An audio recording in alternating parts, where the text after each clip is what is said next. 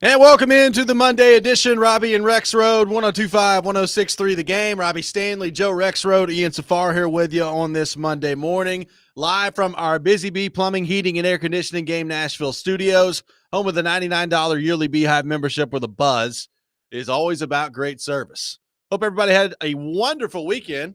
We got a lot going on this week. SEC Media Days is underway. Chase and Big Joe are down there for that all week long, so looking forward to that. Our SEC Media Days coverage brought to you by Brewhouse South. Experience Nashville's ultimate sports and brew hangout at Brewhouse South in Cool Springs. Joseph, good morning. How we doing? What's going on? I mean, doing okay except for the FOMO. Big time FOMO. I knew you would have some today. Yeah. Who's talking today? I haven't even looked at the schedule because I wasn't going this year. But well, you got Shane Beamer speaking today. So goodness. Goober alert! What? Goober alert! You don't need to go any further. Don't need to go any further than that. Beamer ball. Actually, Brian Kelly is going to be the one opening us up, so he will talk the earliest at 9 o'clock later this morning, which I believe is 9 o'clock Eastern time, so 8 o'clock our time. Okay. So South we'll Carolina. Actually have stuff in for our showings. Ole Miss, Lane Kiffin, Wow. speaking today, and Vanderbilt, Clark Lee, speaking Okay. today. It's not bad. What do you think of that? Well, I mean, Lane and Beamer will certainly both say some stuff that's a little off the wall, I would guess. Yes. BK, hopefully he'll bust out that Southern accent. And then you got Clark Lee, the most likable coach in the SEC. Yeah.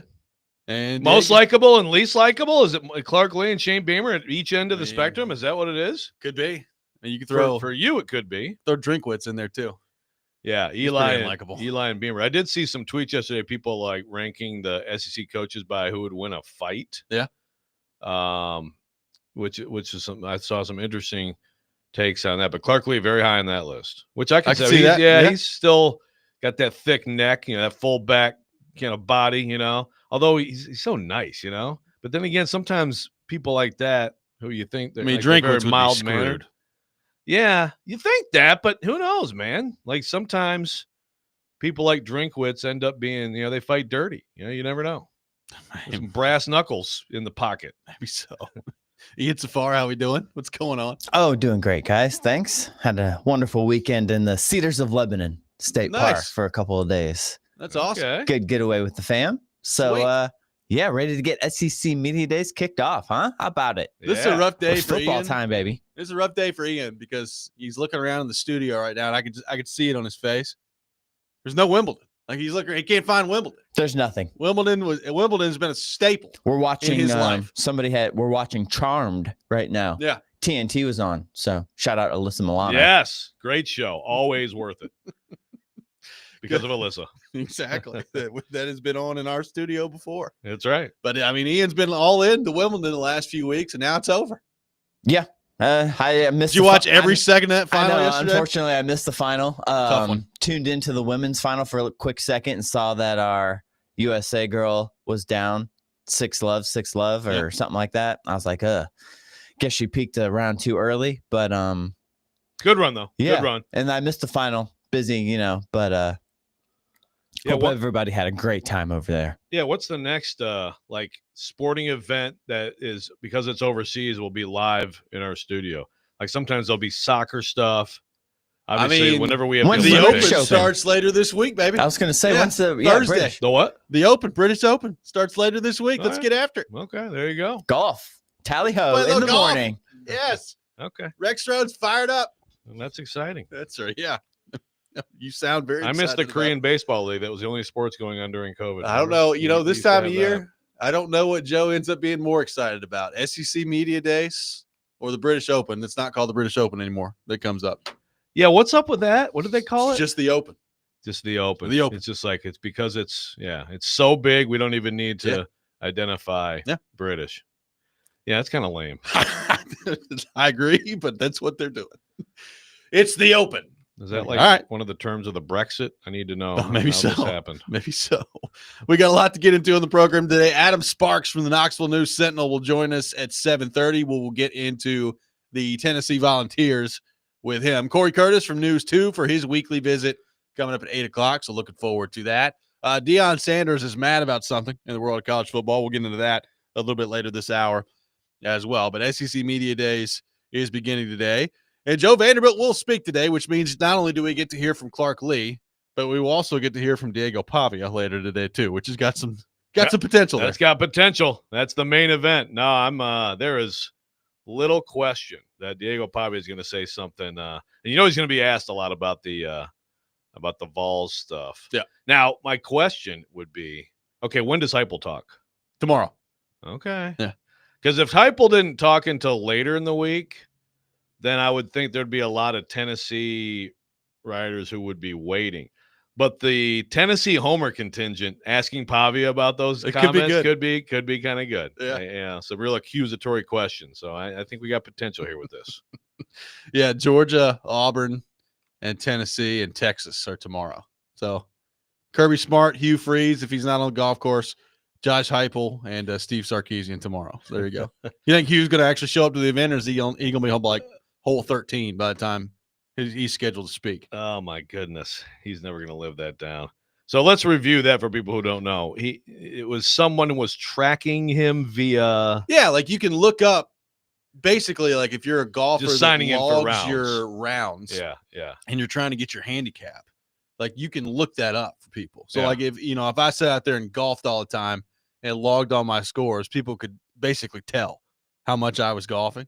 So apparently Hugh Freeze played like 10 rounds of golf in June, and somebody found that down there, because the big story with him right now is Auburn can't recruit for crap right now. Like you look at the recruiting rankings and they're terrible for Auburn heading into next year. And it's like, well, maybe if he'd get off the golf course, they could recruit a little bit better. I mean, I saw his comment where he's like, again, like I do everything that's possible. Sometimes at the end of the day, my wife and I'll go to the golf course, blah, blah. And I mean, like this does get into one of my pet peeves, which is like, so we know what someone's doing with their free time. Yeah. Whereas the other coach goes home and like watches Netflix and we don't know. Yeah. So then, but everybody else is like just recruiting somehow, even if there's like nothing you can do, they're just recruiting. Well, then Hugh Freeze put up a picture of him winning some tournament. Oh, baby. And Lane Kiffin quote tweeted it. Was just like, hey, man, your swing's looking good. Way to go. Way to go, coach. Now, that's some great trolling. And, of course, Lane was potentially, an Auburn coach. Yes. People thought maybe Lane was headed toward Auburn. So maybe he's got a little extra bitterness toward Auburn anyway as he looks at that. But, that'll be very interesting, too. Like, does someone ask Hugh Freeze about his golf? Yeah. About the golf game. I'm here for that. You know what the craziest part of this is? And I had known this, but when this event comes up, you look back at it, and we're going to get into like a coaching hot seat part of this later. Nobody got fired last year in the SEC. Yeah. That's wild. Like that almost, I don't know what the stats are on that, but I would have to think that is extremely rare. Well, yeah, most years there's at least somebody, and especially when you expand the league like this, exactly, then you have more swings at the right. There's not a new coach coming into this. Yeah, that's that would be great to have that. I'm sure you figure it out, but like how many years of the last 20, 30 years has that been the case? I bet you a couple. Yeah, probably at max 2, 3, 4. Maybe. Doesn't happen very often. No. Which means there's like 6 firings coming this year too. Could by be. The way. So the hot seat combo. I will say though, is good. One of the interesting conversations in college football right now is with all this money that's being thrown around with NIL, and now you've got the house settlement and all that money that comes with that. Like, are teams going to be less willing to add in like a coaching buyout payment to all that? And will some of these guys hold on to their jobs maybe longer than they otherwise would have? Yeah, there's that. And then there's also I swear I said this at like an athletic, like college football meeting a few years ago.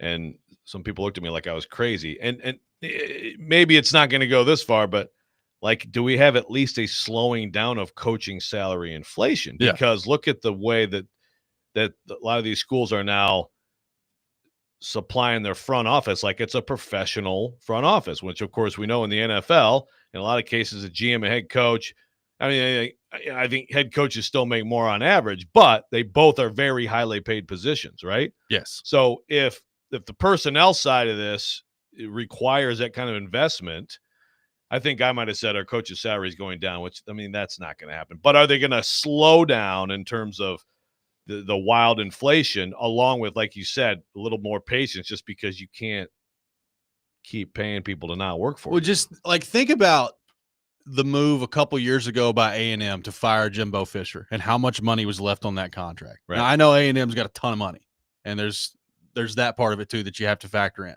But think about, like, you got boosters looking around saying, all right, so NIL, got that. Now you've got the revenue sharing that's coming in, so that helps. But we're going to pay a $70 million buyout? What? Okay, cool. I just don't know that that's going to happen very often anymore.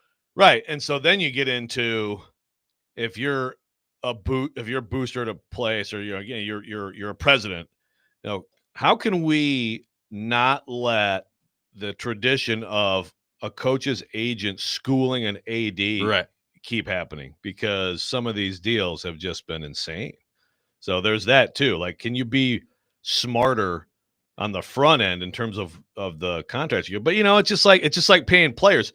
If you think you've got the next great thing, I mean, I didn't know this. I was driving in today, listening to Unsportsmanlike. You nailed it. Thank you. And well done. Apparently, Courtney Cronin said that Ben Johnson's making $13 million. I hadn't seen that reported. I hadn't seen that either. $13 million. I guess that doesn't surprise me. I mean, that's a lot of money. It's a lot of money for an NFL coach. Like, there's still like the absolute the white whale out there. Like, it's like, no, if 3 or 4 schools are going after the same coach, you're still gonna have ridiculous. Yeah. Just like with players, we're trying to do all this stupid NIL go crap.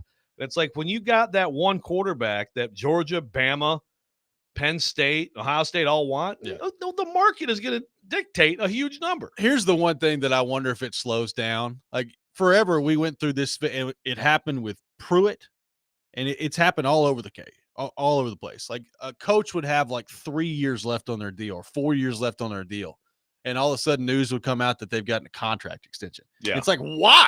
Like, why are you giving this guy a contract extension? I wonder if some of that stops with all this stuff. I think so. I think that's one of those, along with the facilities absurdity, that has to. And I think the idea, because that's always been the wall.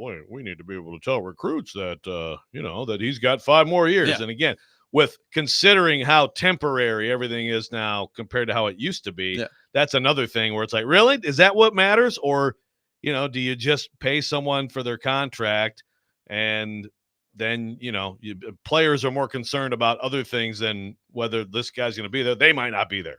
Yeah, it's wild. Like, Tennessee just made the playoff last year, and then some of the conversation this offseason is like, well, Josh Heupel didn't get an extension. It's like, well, he just got one like the year before, didn't he? Like, good God. It's okay to just keep working on your contract. I think he's under contract to like 2029. Like, I think they'll figure one out eventually, I would hope, if he continues to recruit well and win. You know?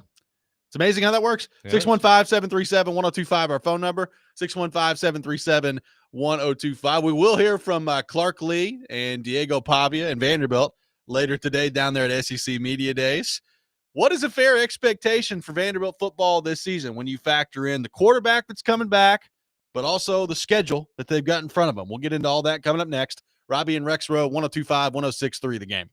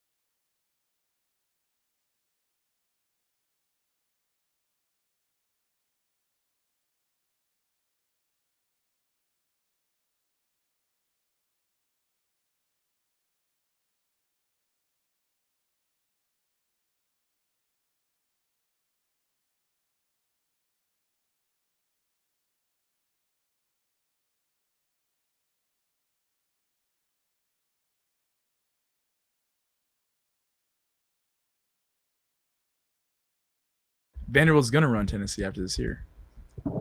Like, this is gonna be the new staple of like college football is gonna happen here at Vanderbilt. Do any of you and the boys ever like talk about that? Like, we got to be the state school. Well, We're in Nashville, this is what- Tennessee. Like, this is we're what- in the Music City. Like, we need to be the brand of Tennessee. everyone wants to come to Tennessee because of Nashville.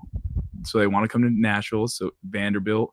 And then when we have like the most money in NIL, like, why not come here? So like we literally just have to win this year and throughout the rest of the year. It'll take care of itself. You think Vandy will have the most money in the game? I think we'll be up there, Yeah. but like it's Nashville. Yeah, there's a lot of big hitters around here. Yeah. They just need a team to believe in. Yeah. That's all they They need. need Diego Pavia. That's Diego Pavia on with Bussin' with the Boys a few weeks ago, discussing the state of Tennessee and how Vanderbilt's going to run it, which made its rounds throughout the state of Tennessee. I'm here for it. I'm here for it too. Diego Pavia will be speaking later today down at SEC Media Day. So who knows what he might say down there. That would, I think, I mean, honestly, him more than probably anybody. I'm looking forward to seeing what they say down there. I mean, all these coaches, like Lane Kiffin may say a few good stuff, but other than that, like you kind of know what it's going to be. Pavia, I'm very much looking forward to today. Yeah. Yeah, for sure. I mean, look, a year ago, he was really still anonymous. I mean, yeah, like I guess Auburn fans knew his name because the year before that he'd gone in with New Mexico State and destroyed their team. But the week before Bama, but I mean, he's never had a situation like this media wise to be into, holding court with a whole bunch of people around. Again, I hope some of those Vols homers are. How dare you? Do you have any regret Yeah. saying those words about the state of Tennessee? Oh man, yeah, it should be fun. I mean, look, I mean, I don't know that I could buy Vanderbilt like at the very top of the food chain financially, but again, like who had Texas Tech? Yeah, on the bingo card. Yeah. You know, like they have one guy in particular. I guess it's two who are like business partners, but one, Cody Campbell. He's become a public figure in college football because he's just a billionaire who's like, yep, we're just gonna load up and good. You know, we'll see where it takes us. You know, is that what it takes? I mean, to me, you have to have a lot of different people. We've talked before about Vanderbilt and how I think in the past it was always kind of like, we need money. John Ingram, hi. Hey, I know we haven't talked in a couple weeks since we last asked you for money, but you know, and I feel like you gotta have a wider net, of course. But if you got some really, really rich people who are really, really motivated, that can move the needle. So, Joe, on the one hand, you're looking at Vanderbilt this year, and you've got an experienced quarterback that, when he has been healthy, has played at a very high level coming back for Vanderbilt. You've got an offensive line that they feel really good about heading into this year that's got a lot of experience. You've got an offensive system that I think worked really well for them for the most part last year. So on the surface of all that, there's a lot to feel really good about, I think, if you're a Vanderbilt fan heading into this year. On the other hand, Joe, you look at their schedule, which includes a trip to South Carolina, a trip to Virginia Tech, a trip to Alabama, a trip to Texas, a trip to Tennessee, and you think, wow, that's some very difficult road games that they've got coming up. That's not to mention home games against LSU.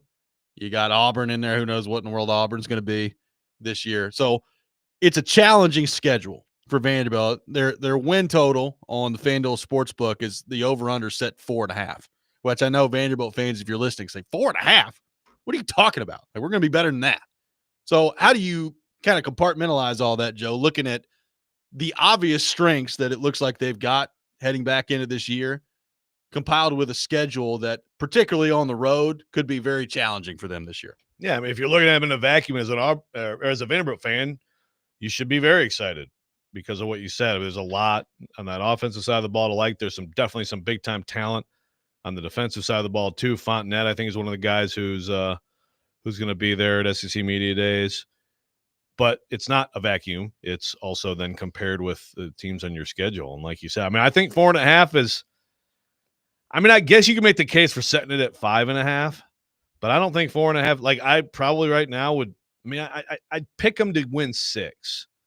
I'm picking them to go 6-6, but picking them to go 6-6 means there's something in there that's at least per the odds makers that you're going to have to pull a surprise. When you can't have any screw ups to get to 6. And then also you can't have like Georgia State like last year, right? You know Who they play again, by the way. Yes. Now I do feel like because of that continuity you mentioned, I do think that we're going to see probably them handle business in the games they should handle business. And I think it's more reliable this year than it was last year when you're still trying to figure a lot of stuff out. They've got some stuff figured out.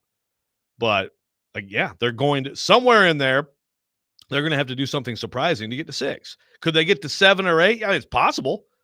But that means that there's some things that, well, I mean, again, it's not in a vacuum. So who knows what some of the opponents on their schedule could have issues with and things like that. But for the most part, that probably means that there's some other pleasant surprises that we don't know about with this team.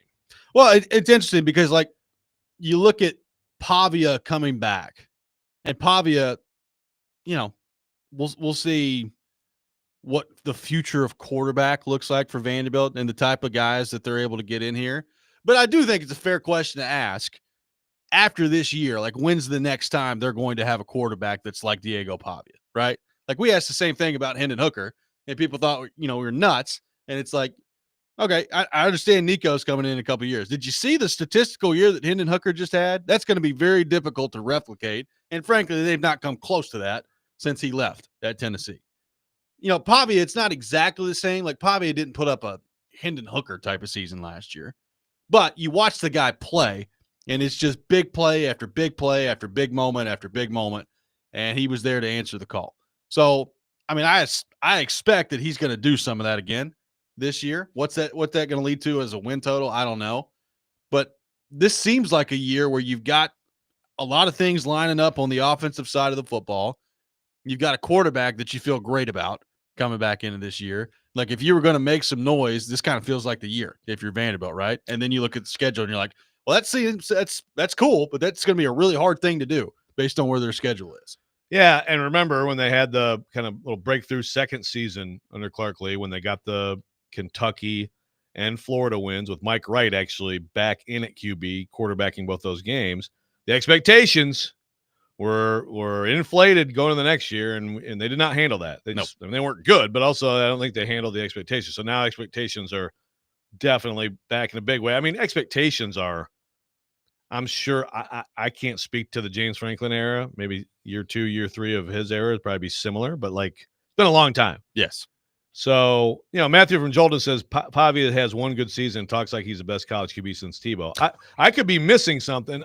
It seems like the clip we just played was him talking about the future of Vanderbilt taking over Tennessee. They just have to win this year. I mean, maybe I've missed something where he says, I'm the greatest, but maybe he'll say that today. Maybe he will. But also, he had one season in the SEC. It was good. He was actually good before that. Like I said, the year before, he goes into Auburn, and people are like, who the hell is this dude destroying Auburn?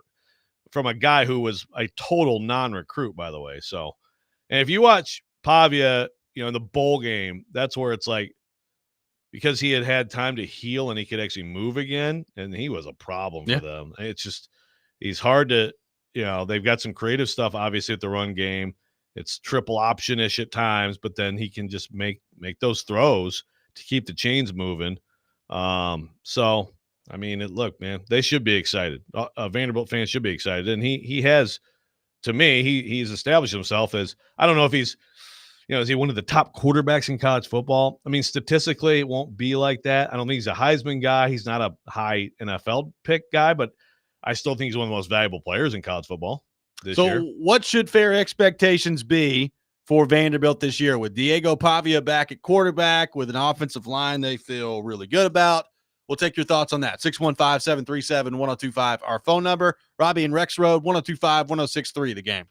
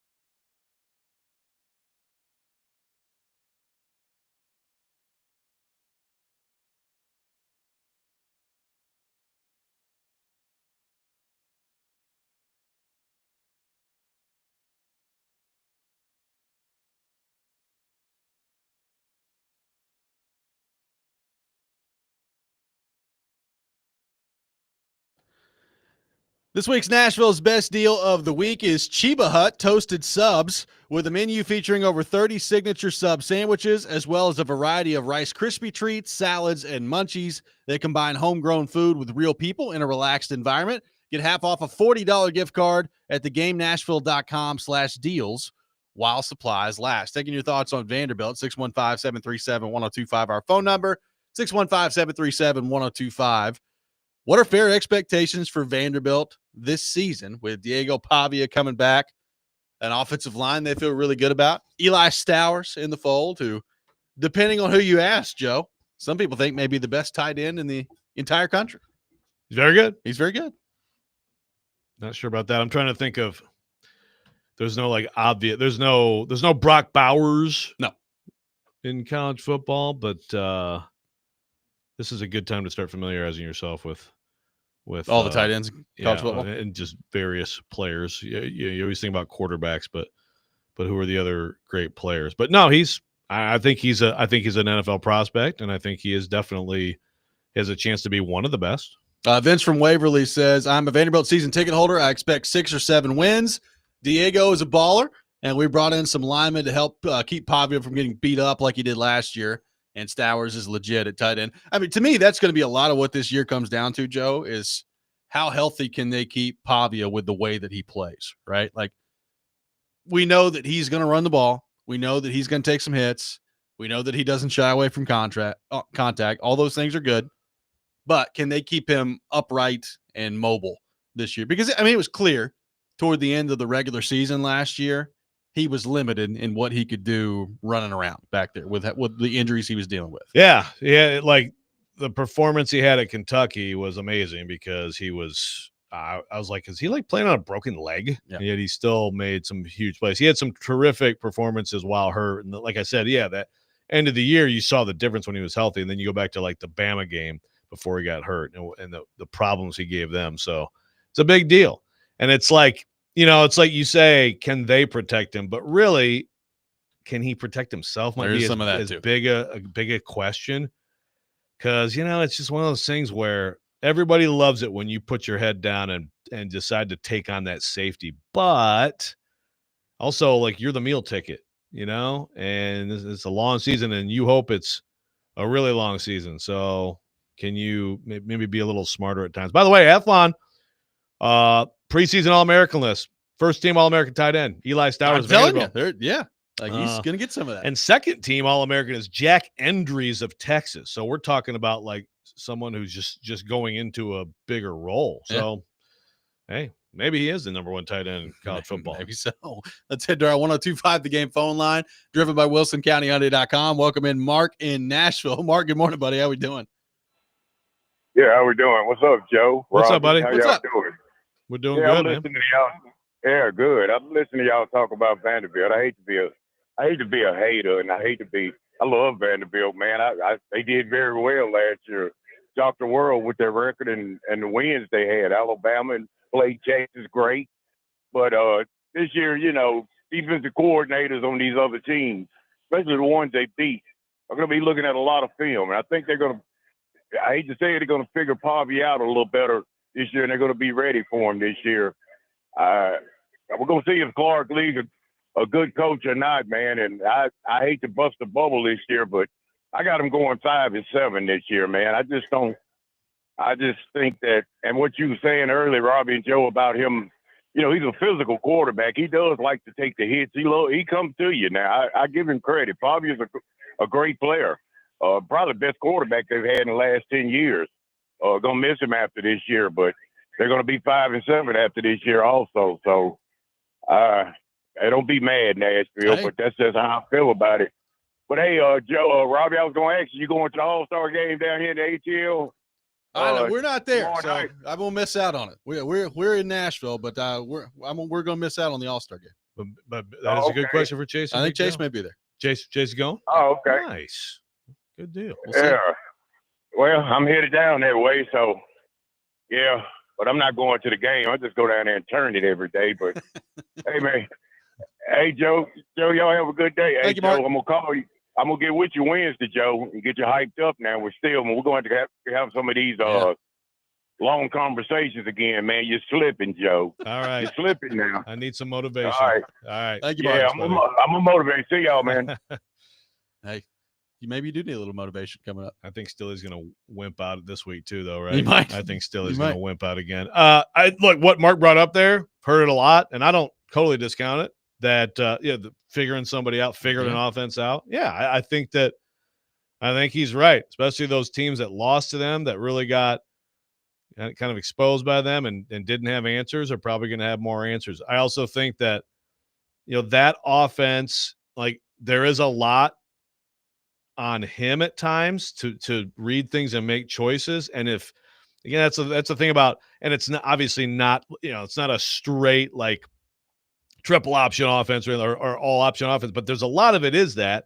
And so some of it is just basically him looking at the box, him looking at the alignment and making a decision. Obviously he's reading the end and things like that. And so if you have a quarterback who's good at that, some of that, figuring him out is he going to make the right choice on a given situation? If he keeps making the right choice, it's tough to deal with. But I'm very fascinated to see if, some of these teams, especially like Mark said, that lost to them, come with something better this year. You're certainly, I think people's minds immediately go to Alabama, right? And you took down Alabama last year. This year it's on the road, and you've already had Ryan Williams earlier this offseason say, quote, "We're going to kill an ant with a sledgehammer," referring to Vanderbilt football. So, yeah, I mean, first off, when he said that, I think that was with Gruden. When he said that, Stilly, among others, was like, Nick Saban would never allow this to happen. And maybe he wouldn't. But that kind of shows you, I think, where Ryan Williams' head is when it comes to playing Vanderbilt this year. So if Ryan Williams is in the same situation with these, because again, you got more, I think, of interviews like that it's almost like the NFL, like going to random podcasts or whatever. Yeah. So if Saban was the coach, he would have just like gotten shocked and just not. Well, look, that, I mean, I'm not going to sit here and act like if he said something like that, Nick Saban wouldn't have got all over him. Well, sure, he would have been mad. Yeah. I don't know if Kalen DeBoer did or not. I have no clue. He would have been mad, and then this year Ryan Williams would have not lost a single snap because of it, because he's that good. So right. Yeah, whatever. But the Vanderbilt thing. Another thing about Vanderbilt is they traditionally, historically benefit on a weekly basis. Some of these wins they've gotten, you can't tell me that the other team took them seriously enough. I mean, I think that's part of it. If you're perennially a doormat, then you have that advantage psychologically. A lot of times it doesn't matter because the other team is so much better than you. It doesn't matter. But this year it's not quite like being the hunted, like the championship team. But like there are teams this year that are actually going to be like, yeah, Vanderbilt, screw those guys. Yeah, let's beat them. Whereas again, last year it's kind of like, okay, let's get through this week, and then what's our big game the next week, right? So that is going to be a little different too. They're going to have to deal with teams that, in some cases, revenge-minded, but even if not, have a certain level of respect for them, because they earned it last year. Well, so that can make things tougher. I also think there's going to be a certain level of respect that they get because of the quarterback, right? Yeah. Like, I mean, they're going to look at. It doesn't take a whole lot of film to look at Diego Pavia and realize how dangerous he and that offense can be. So again, what does all of that mean for their win total at the end of the year? I mean, look, we mentioned the road games in conference that they've got that are really challenging. I mean, all of them in conference. South Carolina, Alabama, Texas, Tennessee. Those are your road games in conference. Those are really challenging road games. You also go to Virginia Tech in week 2 of the year. And I know that they beat Virginia Tech last year in a thriller at home. Like that's no picnic going to Virginia Tech in week 2 for them this year. No, that game might be the difference. Yeah. That game could end up being the difference between a bowl game or not. And I mean, I look at that game as, I don't know, do we have early lines? I mean, probably Virginia Tech is a slight favorite in that game. If we had early lines on other games, and I'm guessing they're probably 4-8 in terms of, games that they're favored. They're probably favored in 4 games, right? So probably. No, that's a tough game. And that one could set the tone for the whole season. 615-737-1025, our phone number, 615-737-1025. Deion Sanders is upset about something, and I wonder if Boomer Joe Rexrode agrees with him. We'll get into that coming up next, too. Robby and Rexrode, 102.5, 106.3, The Game.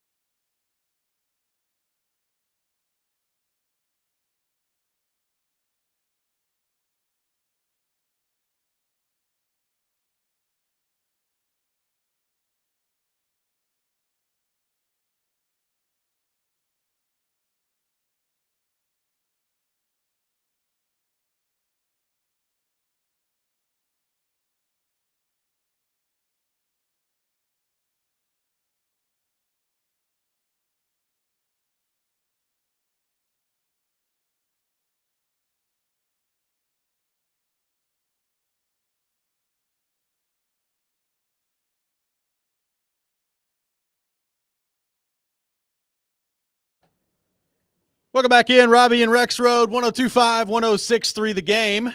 Taking your thoughts on our phone and text lines driven by WilsonCountyHyundai.com, 615-737-1025. Jeremy Fowler's latest list is out. He's got the top 10 quarterbacks that the executives and coaches and scouts have voted on. So we'll get into that coming up here in just a few minutes because it is interesting. And somebody has voted a player on their fourth, which just drives me insane. So we'll get into that coming up next as well. First, though, Deion Sanders. I don't know if you saw this over the weekend, Joe. Deion Sanders upset. He is upset at, in his view, a big problem in college football. And when I saw this headline, I was like, I wonder what this is about. And then it did not go the way that I thought it would. So apparently Deion Sanders was upset about the uniforms and some violations in his mind in the world of college football. And you know how you look out there sometimes and these guys have basically nothing covering their knee. Like they've got these pants on that come up basically to their thigh. There's no knee pad. There's nothing covering their knee. Well, apparently Deion Sanders does not like that. He said, quote, "Let's do something about the uniforms. We got guys in biker shorts. It makes me sick because I'm a football guy. I played this game at a high level, and I have so much respect for this game. How can we allow our guys out there in biker shorts, no knee pads, no nothing, literally pants up under their thighs, and that's cool? I think there should be a fine implemented for that stuff, and let's have more respect for this tremendous game." That's what Deion Sanders had to say. Joe, your thoughts on Deion Sanders trying to remedy a problem he sees in college football with the uniforms? Do you, as a fellow boomer, share this take that Deion Sanders has? Well, I'm glad Deion's really finally getting to the core issues of college football. You know, finally, let's have. They don't have anything on their knees. I will say, is there not any value in having a knee pad? I mean, you would think. Like, As somebody who has played football, albeit at a much lower level than SEC or Big 12 or Big 10 college football. Yeah. Every now and then you run into your knee with something. It'd be nice to have a pad there. Yeah, I've never played tackle football without a knee pad that covered the knee, but I do see it. I suppose is it a speed thing supposedly, or is it Comfort? It's Probably just a cool looking thing. cool? Yeah, if it's just a cool looking thing, then pretty stupid. You know, I think I'm with Deion. I think I stand with Deion. Now, when I initially saw this topic, I assumed this was Deion ranting about the alternative uniforms. I thought it was too. And then I was about to go to the Colorado website. About your clothes. Nice. But to go to the Colorado website and order a signed poster of Deion Sanders for $800 and become an NIL contributor to them, because he agreed with me on that. But I thought it was too. Yeah, I'm with him. I mean, it's kind of dumb. And I mean, of all the pads you wear, of course, you could never go without shoulder pads. Obviously, you can never go without a helmet. Like the thigh pads, that is, helmets and shoulder pads hit that area a lot on tackles, right? Yeah. So that's a necessity too. I mean, it's the most extraneous of the pads, but again, there are times when I think the knee pads actually do give you a little help. You can get some nasty knee contusions. Yeah, you can. Biker shorts, that's pretty good. I mean, he's talking about fines. Is he talking about school fines, like team fines, or like individual player fines? Deion wants this to be just the NFL. It's like exactly that's what it. he wants. He just wants this to be. He wants the salary cap in there. Yeah. He wants all kinds of stuff.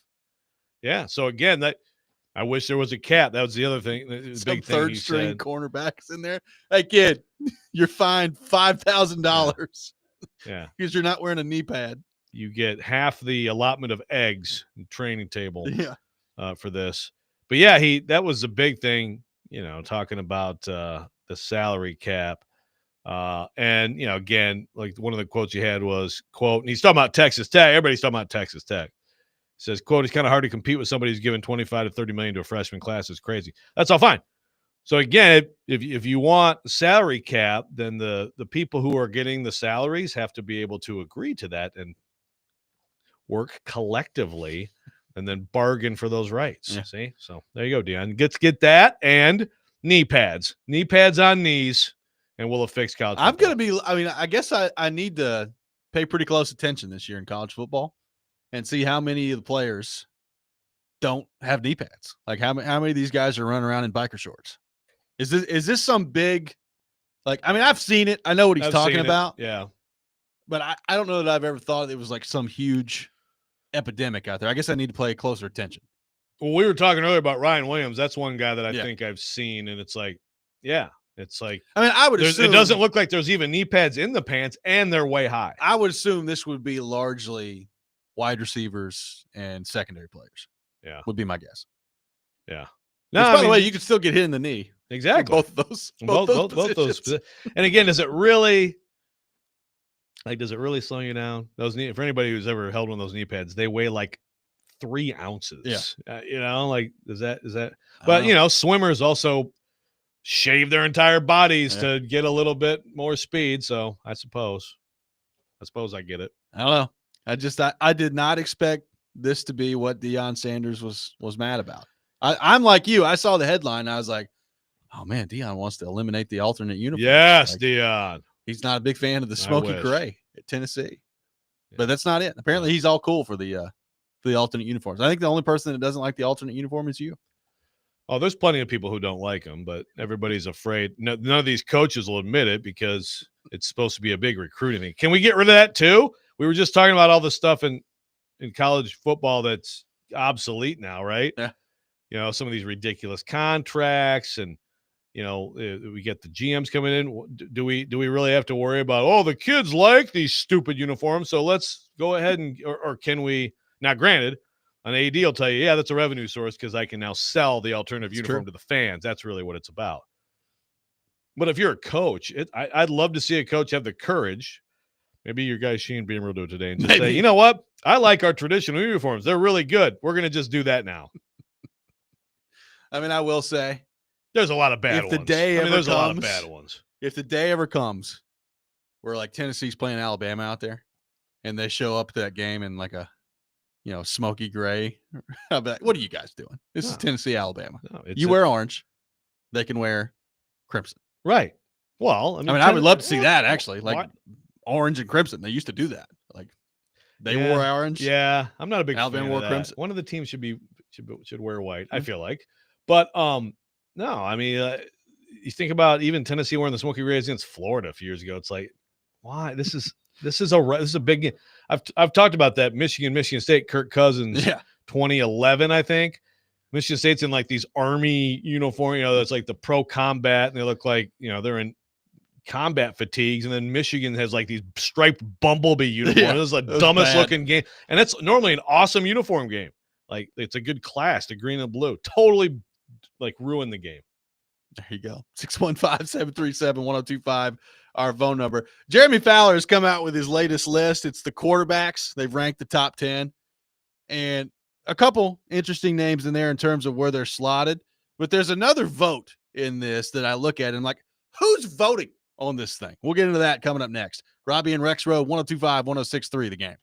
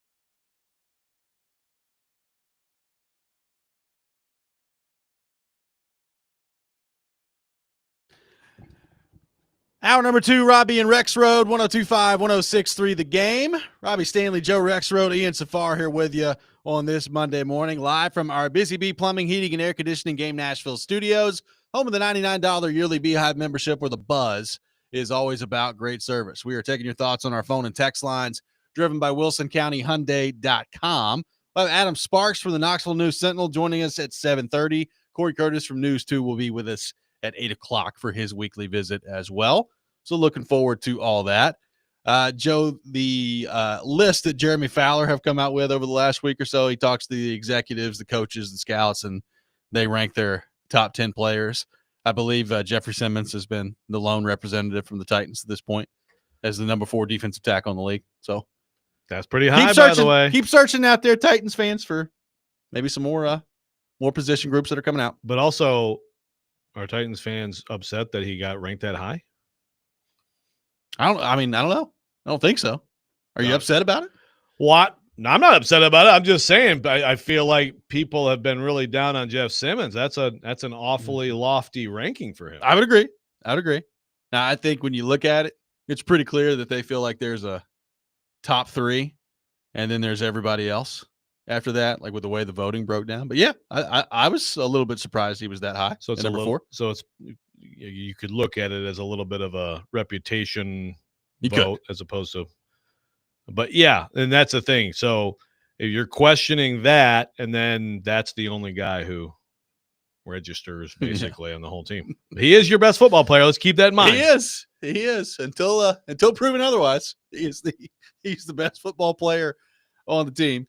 They've come out with the quarterbacks this morning, so I was interested to see, kind of where these guys stacked up and what it looked like here. You're going to be stunned to know that Patrick Mahomes is coming in at the number 1 spot here for the quarterbacks, but somebody ranked him at 4, and I'm like, what? Who's got Mahomes at 4? Okay, there's your 4. What are we talking about? I thought it was like somebody too high. No, it's like it's the highest. They in this exercise that Fowler does, it shows their highest ranking and their lowest ranking. So somebody out there put Mahomes at 4. And again, this is not some writer in Baltimore. This is executives, coaches, and scouts. And somebody had Mahomes at number 4. Well, it just boggles my mind. What are we doing? So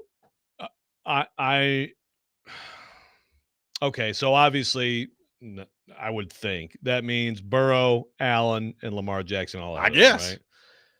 I mean, I disagree with it for sure. I think he should be number 1. At least those other 3 you could make the case would be on the tier with him. By the way, I think our QB tiers of Athletic are coming out soon here. But doesn't somebody need to beat him in the playoffs, like in the AFC? Like, don't one of those guys need to beat him at some point? Yeah, I know Burrow did. Burrow did. I mean, how long ago was that now? That's 4 years ago now. Yeah, it's a long time ago. Well, it's true, but it's also, I mean, it's an interesting thing with Mahomes because like the numbers and the overall offense was really underwhelming last year. And then they got just destroyed in the Super Bowl. And you're kind of like, God, have they just been sort of living on their defense and just, like, I do get why some people might be a little bit wondering about, like, is it about to go the other way? Ultimately, you're right, though, that he still got to the Super Bowl, and the year before they go to Baltimore, they were supposed to lose. They destroyed them and won the Super Bowl. So I'm just thinking, like, then somebody needs to probably beat him at some point to surpass him on this list. Yeah, that's just me. I mean, it's like people don't beat him. Sometimes they maybe more increasingly of late they might have better numbers than him. They might like look prettier than him, and then they sort of find a way to grind out a win. But at the same time, if you're going to point that out about Patrick Mahomes, then you got to show me who he's throwing to. I mean, he's throwing to a diminished Travis Kelce and a bunch of dudes, some guys. Yeah. So, I mean, maybe Worthy's about to become, a real, like, more consistent threat. But yeah, 4. I mean, again, like, I get how someone could get there. If it was 5, there's no justification for whoever that would be. Like, who would that be? Herbert or somebody? Or they got Daniels. Jalen Hurts. Jay Daniels at 5 on the list this time, which says, second-year player. He did just take his team to I'm the a NFC believer. title game. I'm a believer in him. 5 might be Might be a little lofty. But then again, like you get past that top 4, and that's a definite tier, right? Like that's a definite tier break at that point. So disrespect for Patrick Mahomes. I'm also seeing stuff out there about what people are saying he's fat. Yeah, the Kansas City radio host said he was fat. Kansas City radio host said called him fat. Wow. Little pudgy. Yeah. He said is that what he said? Little eating pudgy? Taco Bell. It's like, is he? I don't think he said little pudgy specifically, no. But now I need the exact quote. We talked about it on the show last week. It was. Oh, I really? think that was the day that you hit the tree. yeah, I think That's that the day I was. hit the tree. I don't think you were present for that conversation. You were dealing with some stuff. Yeah, that's too bad. I'm sorry I missed it. But yeah, I mean, it was pretty strong comments by the radio host about, I mean, it was just like, he's fat. Like, he's fat even for a bunch of 60-year-old guys. It's like, okay, cool. Fat. Is there actually a picture that backs that up? I mean, there was a picture where he doesn't look like a bodybuilder out there, but like Mahomes has never looked like, DK Metcalf out there or anything. Right. Like even in the quarterback, the first season of like the quarterback, which I keep meaning to watch it and I'm not, but hopefully at some point I will. They had all those crazy workouts he did. Yeah. But it's not like he was Mr. Olympia while doing them. It was, like I don't think he's ever been some specimen. Well, it was interesting, like, because this led to a conversation of like, think of the greatest quarterbacks of all time. I mean, Brady, look at him. I mean, nobody's thinking that he's some bodybuilder out there. Pliable. Peyton like Manning said. Yeah. Patrick Mahomes. Like, none of those guys are really like all that physically impressive in terms of like if you're sculpting an athlete. Right. No, exactly. It's there's other things that are a little bit more important than that. So he said, I'm going to call him Grind Vacation for popping out, and he's fat. I'm just going to say it. Yeah. And I'm going to tell the truth. Okay. So maybe that's why he's not. Maybe that's why somebody voted him number 4. Is this one of the guys Stilly listens to? Stilly listen to this guy? I don't know. We did have people ask that question last week when we started talking about this. While I was dusting myself off and smashing into a tree. Matt Stafford coming in at number 6 on this list. It like 6, 7, 8 is Stafford, Herbert, and Goff. So I think you're right. Like once you get to 5, you can start to really you could be rearrange all over the it. map. Yeah. Top 4. And look, all those guys, like Lamar Jackson, he does. He has to. He's got to. And look, last year, I thought he was getting it done at Buffalo, and then Mark Andrews doesn't let him get it done. So you got to keep that in mind. But still, you got just like Josh Allen, as great as he is, like at some point you do have to beat Patrick Mahomes. Is it his fault that he stood there on the sideline celebrating a win and didn't have any idea that like in 9 seconds they'd go 60 yards? No, it's not his fault, but he didn't win the game. So I do wonder how much pressure is on Buffalo and Baltimore in particular. Yeah. And if they don't get it done, could there actually be changes this year there? I wouldn't Buffalo, think so. Buffalo. I don't think Baltimore, know. but I think Buffalo. Yeah. I mean, a couple years ago, it was looking like it was close for him. And so, yeah, I agree. Like at some point, the regular season just isn't enough. Well, at some point, like you've got to. And by the way, it's right up behind you. You got to break through and beat these guys. Like it's going to happen at some point. Like Kansas City's not going to make the next 6 Super Bowls, I don't think. But I mean, if you're Allen or Jackson in particular, like you've had a pretty good opportunity the last 2 years. Like the AFC title game a couple years ago was in Baltimore and you couldn't get it done. And then last year, Josh Allen had an MVP season and they were right there with Kansas City in the playoff game. And then they just couldn't get it done. If you can blame, I mean, we got people on the text line right now blaming the refs, and you can do that if you want to. I mean, the missed spotting of the ball last year on the quarterback sneak was pretty bad. So if you want to, you can blame the refs. Yeah, I mean, but you also have to account for that. Like that's just going to happen. There's going to be mistakes, So you could always, if you want to lean on that, you can. But you could also point to several plays that were not made that should have been made. I mean, that's just how it always is. How about Baker Mayfield cracking the top 10 in this thing? We talked a lot about Baker Mayfield this offseason, and if Cam Ward turned into present-day Baker Mayfield, would you take that? And a lot of people just scoffed at it. Top 10 quarterback, according to the executives, coaches, and scouts out there, buddy. Wow. Good for him. No question. Like I feel like that top that top 4, and then there's a pretty big gulf. I mean, but like Stafford's still, and good for Hurts being in the top 10. He should be. Yeah. There's some big time talent, but like the consistent excellence of those top 4 compared to everybody else is pretty big difference. It's different. Yeah. There's no doubt. But Baker in the top 10, gosh. Now I'm like, now I want to go through the whole list, and because there's definitely some people that you could make a case for being ahead of him. I mean, you could, but then again, like, go look at his numbers the last 2 years. Yeah, they're really good. Yeah, like you're not going to find too many that are better than what he's put up there the last 2 years. So, but we'll see. Again, numbers without aren't Mr. everything. Duval, we'll see. Not with him anymore. So see how that goes. Duval. CJ Stroud not in the top 10. I need to go back and look at last year's list because I think CJ Stroud was pretty high. I wouldn't be surprised if CJ Stroud was about where Jaden Daniels is. I think that may be actually. Yeah. So we'll see. Is this a year that Jaden Daniels gets kind of dragged to the pack a little bit? If I had to take right now, if I had to buy the stock in either of those two guys 1 year apart in terms of coming in the league, I'm buying Jaden Daniels. Like I'm instantly buying it. And I love CJ Stroud. Don't get me wrong, but Jaden Daniels, I just think has a certain, the it factor. But Moxie. He has that poise. He just has that ability to slow the game down. As a rookie, the way he did that I think that bodes well for the future. 615-737-1025, our phone number, 615-737-1025. We'll take some more of your thoughts on the quarterback list that has come out. Also, get into SEC coaches as well. Who's on the hot seat heading into 2025? All that coming up. Robby and Rexrode, 102.5, 106.3 The Game.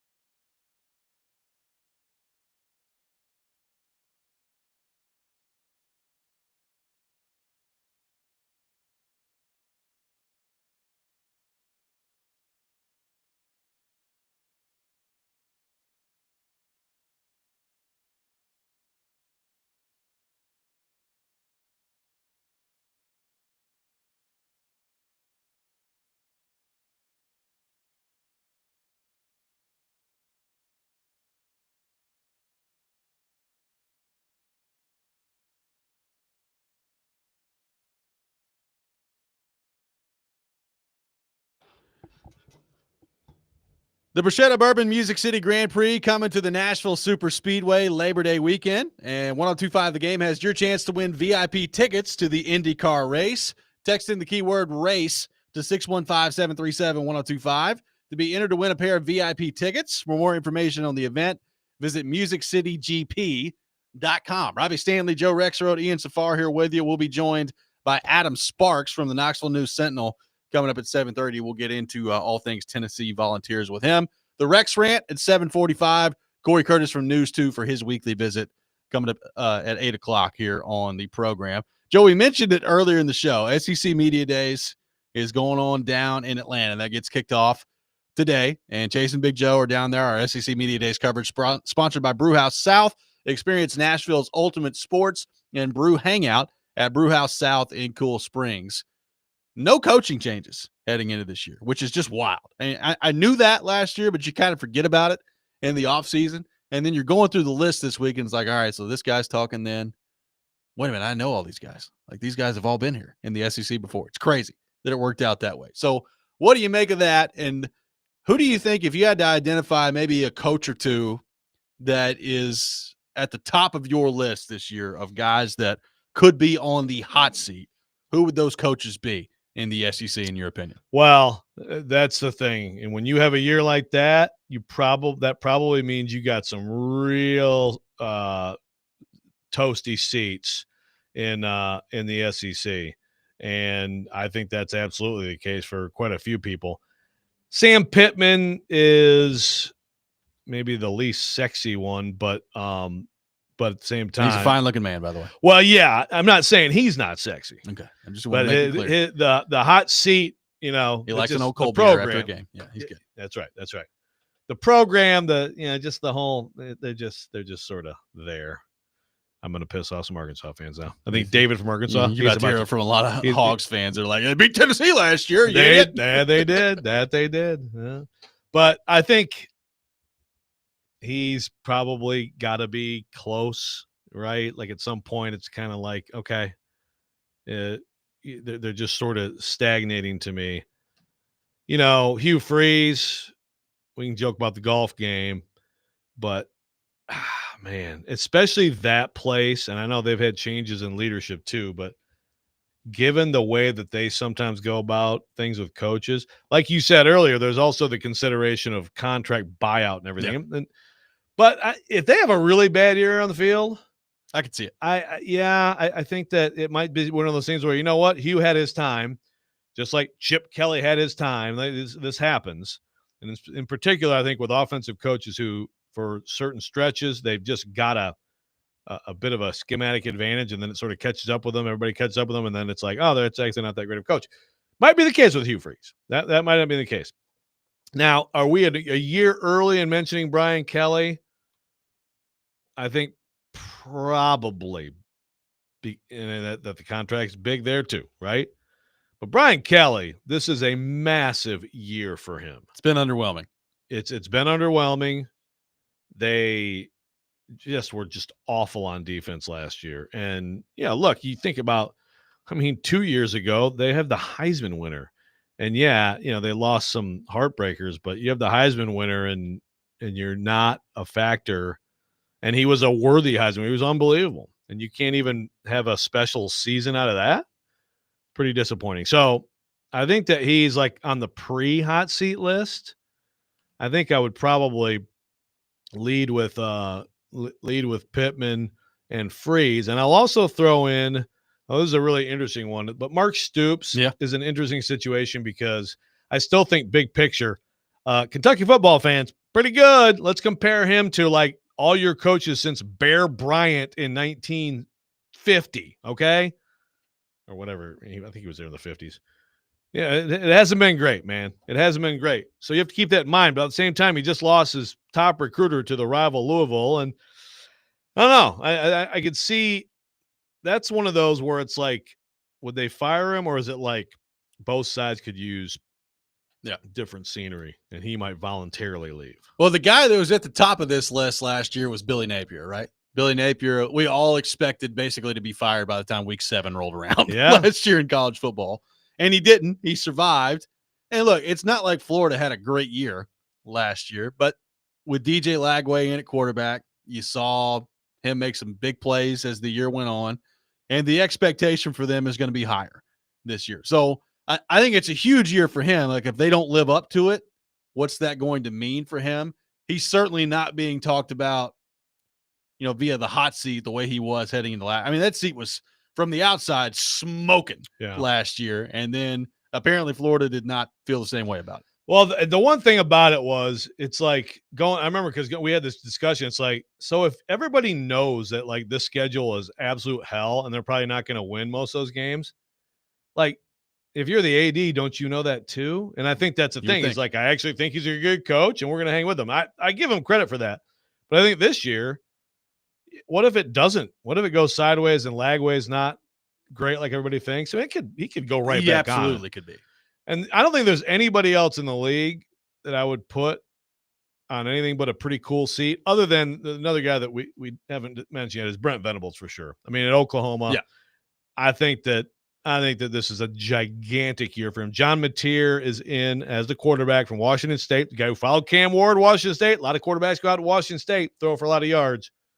So that's the answer. If he doesn't figure it out for them, if they can't figure out any kind of credible offensive attack, then I think Brent Venables starts to look like he's just a good defensive coordinator.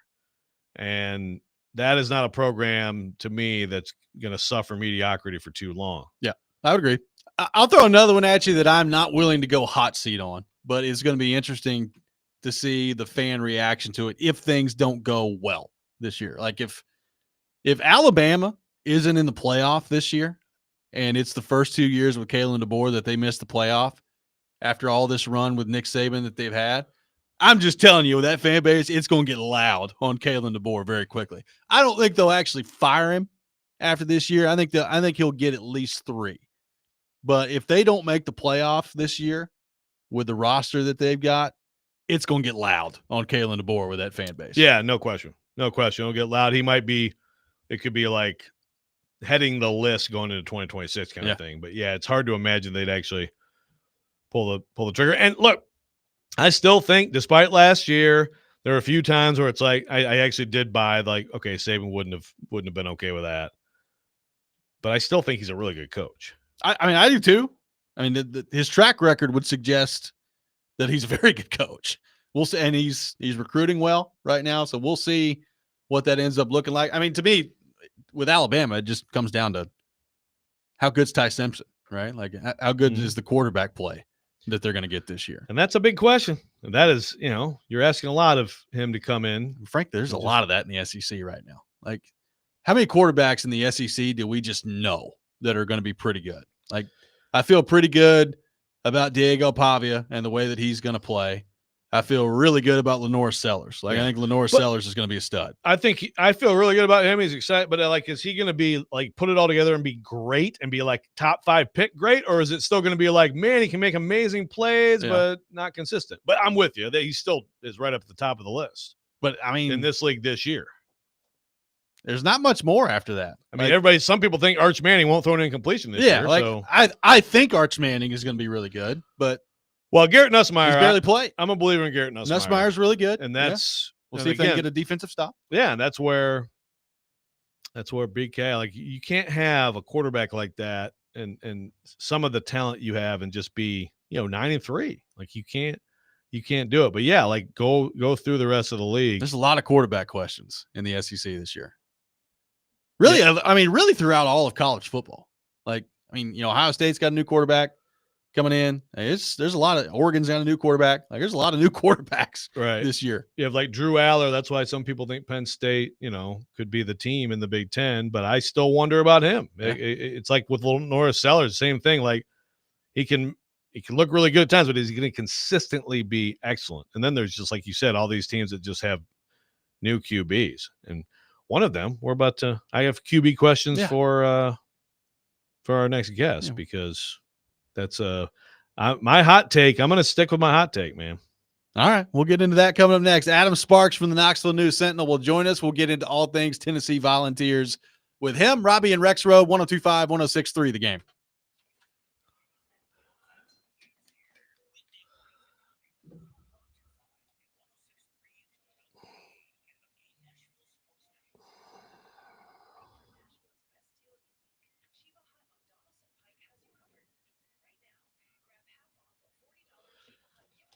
Hmm.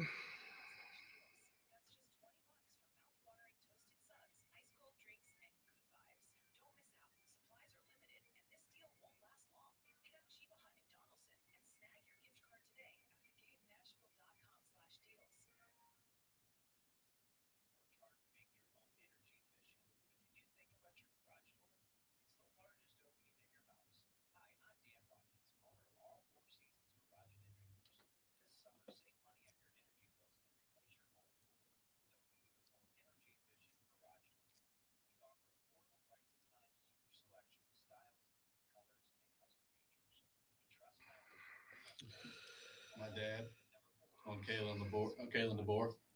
If he loses 4 games,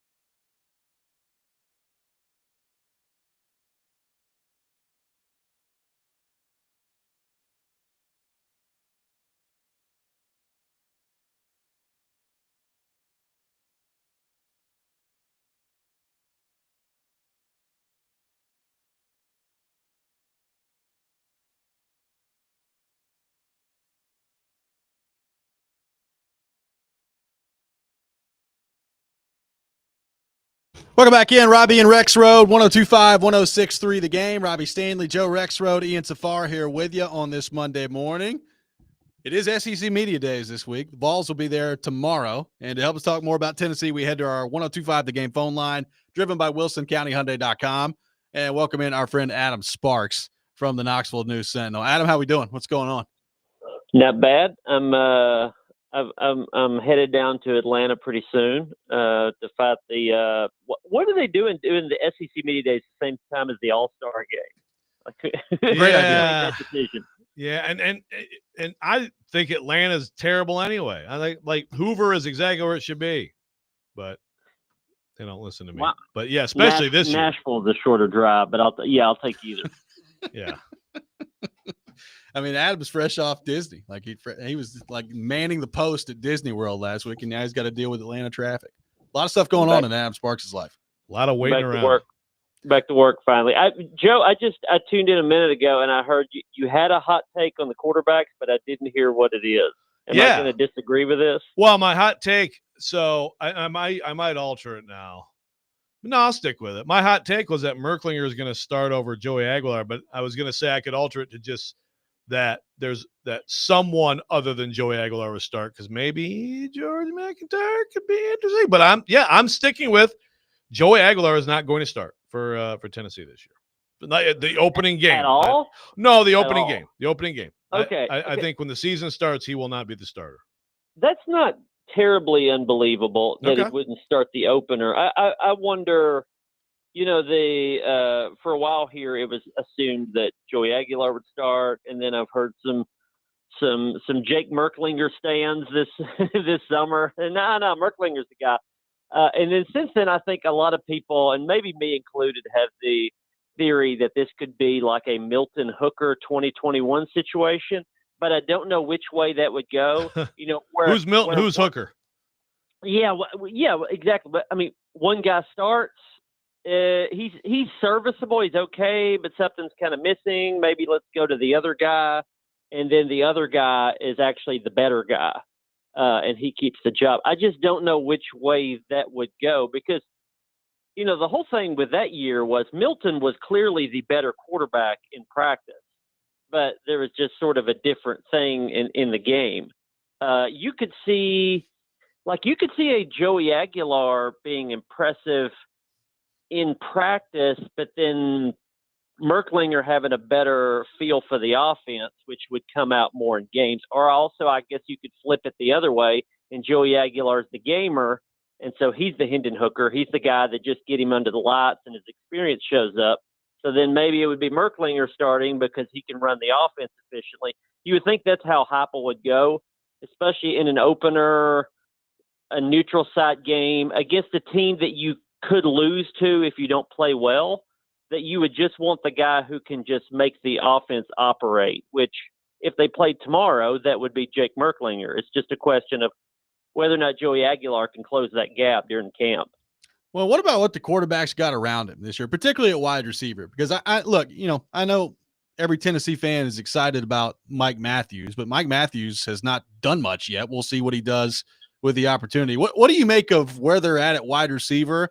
How good do you think this receiving core can be? How much of a limitation do you think this receiving core might be for the quarterback? I'm a little concerned for them at wideout at the beginning of the year. I'm much, much more concerned with them at wideout like 2/3 of the way through the year.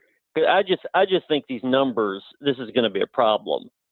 I mean, if Matthews is really good, let's say Braylon Staley is solid at the slot. Chris Brazzell is, last year he was okay. He was serviceable at best. Let's say he's a little better.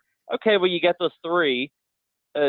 You can look at any of these seasons under Josh Heupel or any seasons in football in the last 50 years, and you say, are your three wideouts going to be healthy the whole season? No, they're not. One of them's going to get hurt. Another's going to get banged up and be limited. And at that point, you're going to, after them, it's freshmen. It's freshman and an injured Alabama transfer, Amari Jefferson. And so I just think those numbers could be an issue when you get into October, November. To start the year, I think Matthews is good. He's going to be good. He'll be better than what we saw flashes of last year. They like Braylon Staley at slot, just from what they've seen in practice. Also, I think slot is in that offense. You're going to get a lot of touches. It's just a matter of catching the ball. And so I think Staley will be whoever's in the slot, and it'll be Staley to begin with, whoever's in that spot will slide into it pretty easily. That's a position that just produces in this offense. And then how about Glenn Ellerby's group? We have a listener who every day tells us how much he wants Glenn Ellerby fired. But but it's a big year for him, right? And for that group up front, I mean, it hasn't been as good as they've needed to be at the highest level. Yeah, there's this theory around the program that they'll be better on the offensive line this year because they thought they had sort of topped out maybe a couple of seasons ago, a season and a half ago, and last year they underperformed at spots, which I think they did. I mean, at tackle they were not good last year at either tackle. Spraggins I think was not as good last year as he was the year before. So there's a theory that they could be better talent-wise. I think that's reasonable if you flip the receivers thing that I said. I think the offensive line could be pretty good toward the end of the year. At the beginning of the year, I don't know. That's a position where you've got to have some chemistry and you're plugging a lot of different pieces together. I like what they have talent-wise there. Wendell Moy, the Arizona transfer at guard, I think he's probably like an all-conference caliber player. He was all Pac-12 a couple of years ago. I think he'll probably be their best offensive lineman. I like Pendleton, the other transfer, Notre Dame. I like Jesse Perry, Murfreesboro kid, who's probably going to start somewhere. They can't figure out which place to put him. But, I'm leaving out the 5-star. I know David Sanders. I like the fact that the circumstances have sort of pushed him into the starting role. They just had enough transfers and departures that he's probably going to start immediately. They need to do that, because I think if left to their own devices, I think they would delay him more than they would push him out there. And best tackle in the class in the country, he needs to play immediately, and it looks like he will. Adam, what's your sense for how much Boo Carter is going to be involved on the offensive side of the ball for Tennessee? I'm skeptical. I really am. I mean, I guess it depends on how much means he's contributing. Could he have, a one big catch, one big play in the Alabama game or the Georgia game, or at the end of the year, could we say, hey, these 5 big plays he made on offense made a difference in some key games? I could see that happening. If it's going to be where he's going to get 4 catches and 6 targets every game, like he's going to be a regular part of the offense, I'll believe it when I see it. Because now he's practiced there, he gets reps there, but I mean, with Jermod McCoy having to come back from the ACL eventually, and they lost a couple of safeties in the portal, and with all that happening, like, Boo Carter is one of your best players on defense. I think as we get into the season, they're going to say, yeah, we've got a route for Boo to do, or he'll get 2 plays. But man, you really need him on defense. You really need him there. He's going to be one of the best returners in the SEC. How much do you want to put on his plate? And I think that could be a plan going into every game. But I think sometimes they'll get to the game and realize they never activated him on offense. Now, if that happens, maybe Boo isn't happy and they have to fix that. But I think he'll have a few big plays on offense. I'm just skeptical he'll be a regular part of it.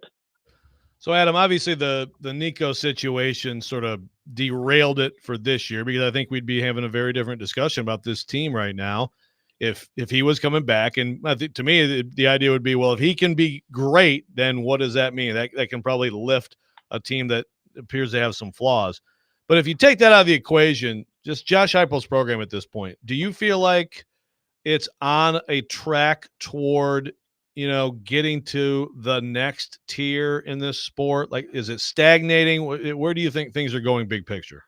Well, in some ways, the Nico thing hurts him because, you could have, if Nico's back, maybe you have back-to-back years as a playoff team. Now, maybe they do that anyway, but I think that would seem more realistic if Nico came back. So obviously that could hurt Josh.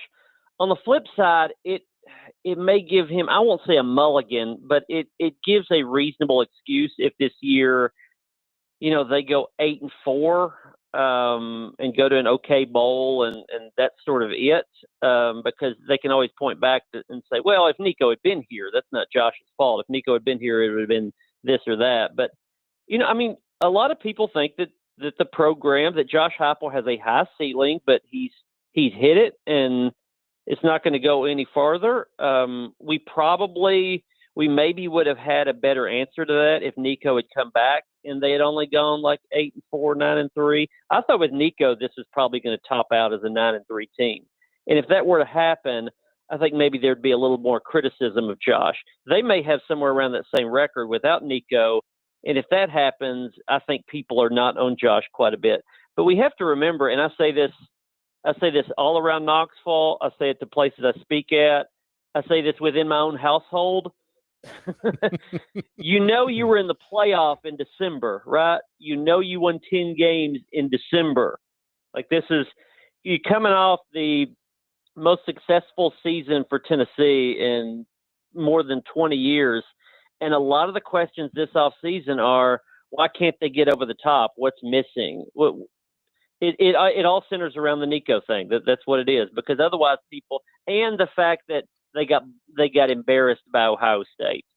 If they lose that game by a touchdown, none of these things come up. But yeah, I have to think Josh Heupel's wondering, like, what what do you mean the program's slumping? We just had our best season. But I get it. I get all the things that have happened since then. We all have a short memory. Adam, last thing for you here. I mean, they lose James Pierce, Omar Norman Lott in the NFL draft. I still look at edge rusher and their defensive front, and there's a lot of really good, intriguing players there. What do you make of where they're at on that? You know, the sack total, I think, wasn't quite as big last year as maybe people thought it was going to be heading into the year. So what do you make of how equipped they are to put pressure on the quarterback this year?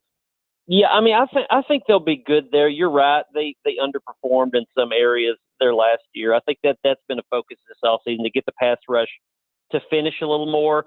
I think Rodney Garner, the D-line coach, is just going to produce. He's going to have a good crop of D linemen, and they're not going to be as deep as they were last year, but nobody is. It sort of changes a little bit this year. Last year it was almost that the defense was sort of a bonus. When the offense was slumping, they would still win games because the defense. I think now the defense being really good is essential. If the defense is what it was 2 or 3 years ago, if it's what it was 3 years ago, this is a 6-6 team. If it is what it was last year, you have a playoff contender. And that's because the offense is probably just going to have to be propped up even more than it was last year. So I think the defense is going to be good. Whether it's going to be as good as last year, that's hard to say. That depends on if Jermod McCoy can come back from the ACL quickly, and a lot of the things fall into place. Well, Adam, great stuff, man. We know it's going to be a busy week for you. We appreciate you taking time to be with us this morning, and we will talk to you soon. Tell Bev it's going to be okay. I try every day. Thank you, Adam. Appreciate it. Adam Sparks from the Knoxville News Sentinel, our guest on Robby and Rexrode. We'll have the Rex Rant with Joe Rexrode coming up next. Corey Curtis from News 2 at 8 o'clock. All that ahead. Robby and Rexrode, 102.5, 106.3 The Game.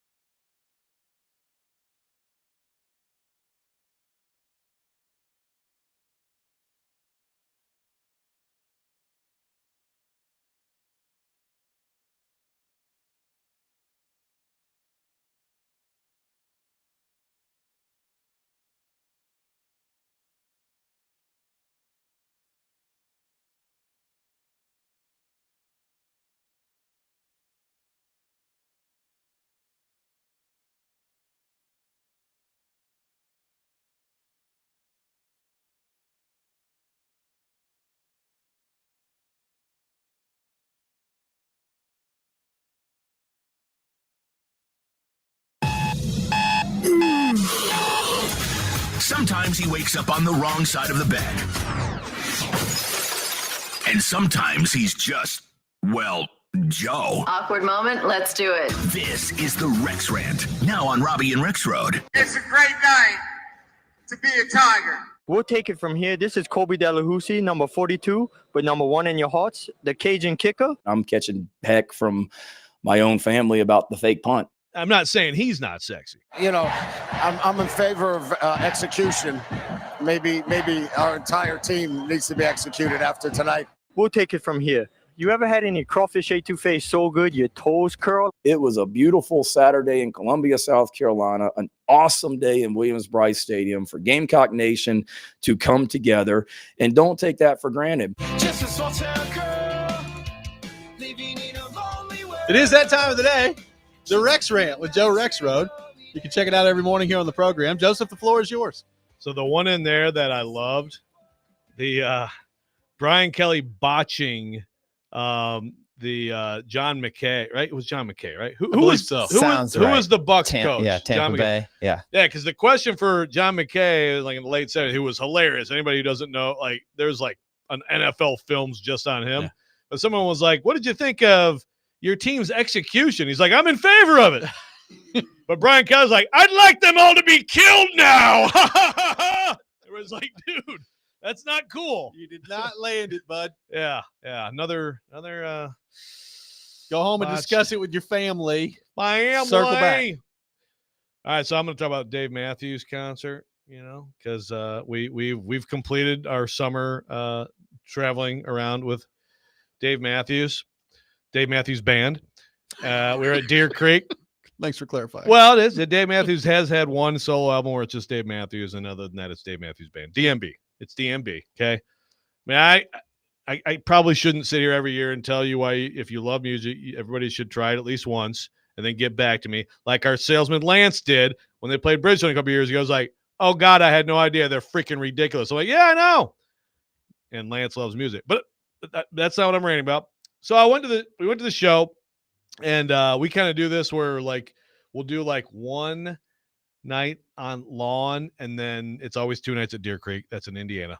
And then I love playing the gamble game with seats where it gets real close to showtime, and all of a sudden you'll see like a good seat that's like way below face, so then we'll try to do that for the pavilion. But the night we're on the lawn, we had our daughter with us, 14 years old. We had some friends. Shout out to the Munsons, Sarah, Marquise and Sarah. Sarah's maybe a bigger DMV fan, maybe the biggest DMV fan I know, actually. Bigger than my wife, possibly. It's a very good competition. But we were next to a group of people on the lawn who were so farted up, like they didn't even know there was a concert going on. And I know I'm just going to sound like an old man yelling at the cloud, or get off my lawn, get off my huge concert lawn. But like they were, first of all, Caroline the next day was like, I'm not going. She said, like, I just can't stand being around like really drunk people. And I'm like, I swear to you, that is not like what it's always like at a concert. But like there was a group of like 8 people, and they were younger. They were so messed up. Like every once in a while, one of them would be like they'd recognize a part of the song, and sing it for a second, and then go back to like falling all over each other. And like, I don't even know what they were doing. It's like, why are you paying any money at all to go to a concert when you like are like you're not even paying any attention at all? Like you're not enjoying the concert. Maybe the music here and there is hitting your brain, but for the most part, they're just like getting destroyed. So just do that somewhere else and don't spend the money to be on a lawn. Yeah. Just do it. Yeah. Have a party. And you know, again, I know I sound like an old man, but like the experience was, it's tough sometimes when like, and you know, of course there's also just the wafts of, the smoke coming at you. And you're like, geez, man, how much? Where is this? Deer Creek? Deer Creek. It's technically called Ruoff Music Center, but you had a rough run with all things deer last week, didn't you? Seriously. Golly. Wrecked. A lot of deer and a lot of wrecked going on last week. But yeah, I just don't understand it. And you know what? I've been young. I've been at concerts, but even when I was young and maybe a little bit more, wobbly, at the shows, I still was like if I'm spending money, like I'm still I'd like to remember it.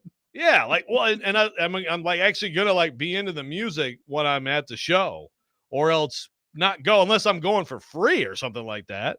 But I don't understand it. No, I wouldn't understand that either. That's a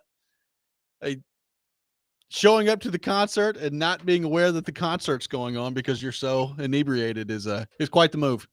I mean, like they were kind of like in a circle, and like so like a bunch of them weren't even looking at the stage. You know what I mean? It was like looking at each other. Oh, is there a concert going on here? It's like they had their own little like campfire. They didn't have a fire, and there was a concert behind them. What's behind us? Well, you see that here a lot more and more, I think, especially outdoor venues with the lawn. Yeah, there's just people kind of there, but they're kind of towards the back. They're not paying attention, and it's just social hour. Yeah. Yeah. I guess. Look, I guess like if you have unlimited discretionary money, I guess fine. You do see that, and like the festival thing is where you would see that too. Sometimes where it's like people are just going all day, and like they're gonna have their fun all day long, and so maybe at the moment someone's playing who they don't care about, so they're just rolling around the lawn and like seeing pink elephants in the sky. I mean, you see that but if it's a specific concert at a venue where you have to, it's kind of like these venues are all like you gotta get out to them and then take a long walk to get actually into the venue and everything. There's some effort. Man, you went through a lot of stuff to just sit here and just like hallucinate for 2 hours. 615-737-1025, our phone number. Corey Curtis from News 2 will be with us for his weekly visit. Coming up next, we'll get into all things Tennessee Titans with him. Robby and Rexrode, 1025-1063, The Game.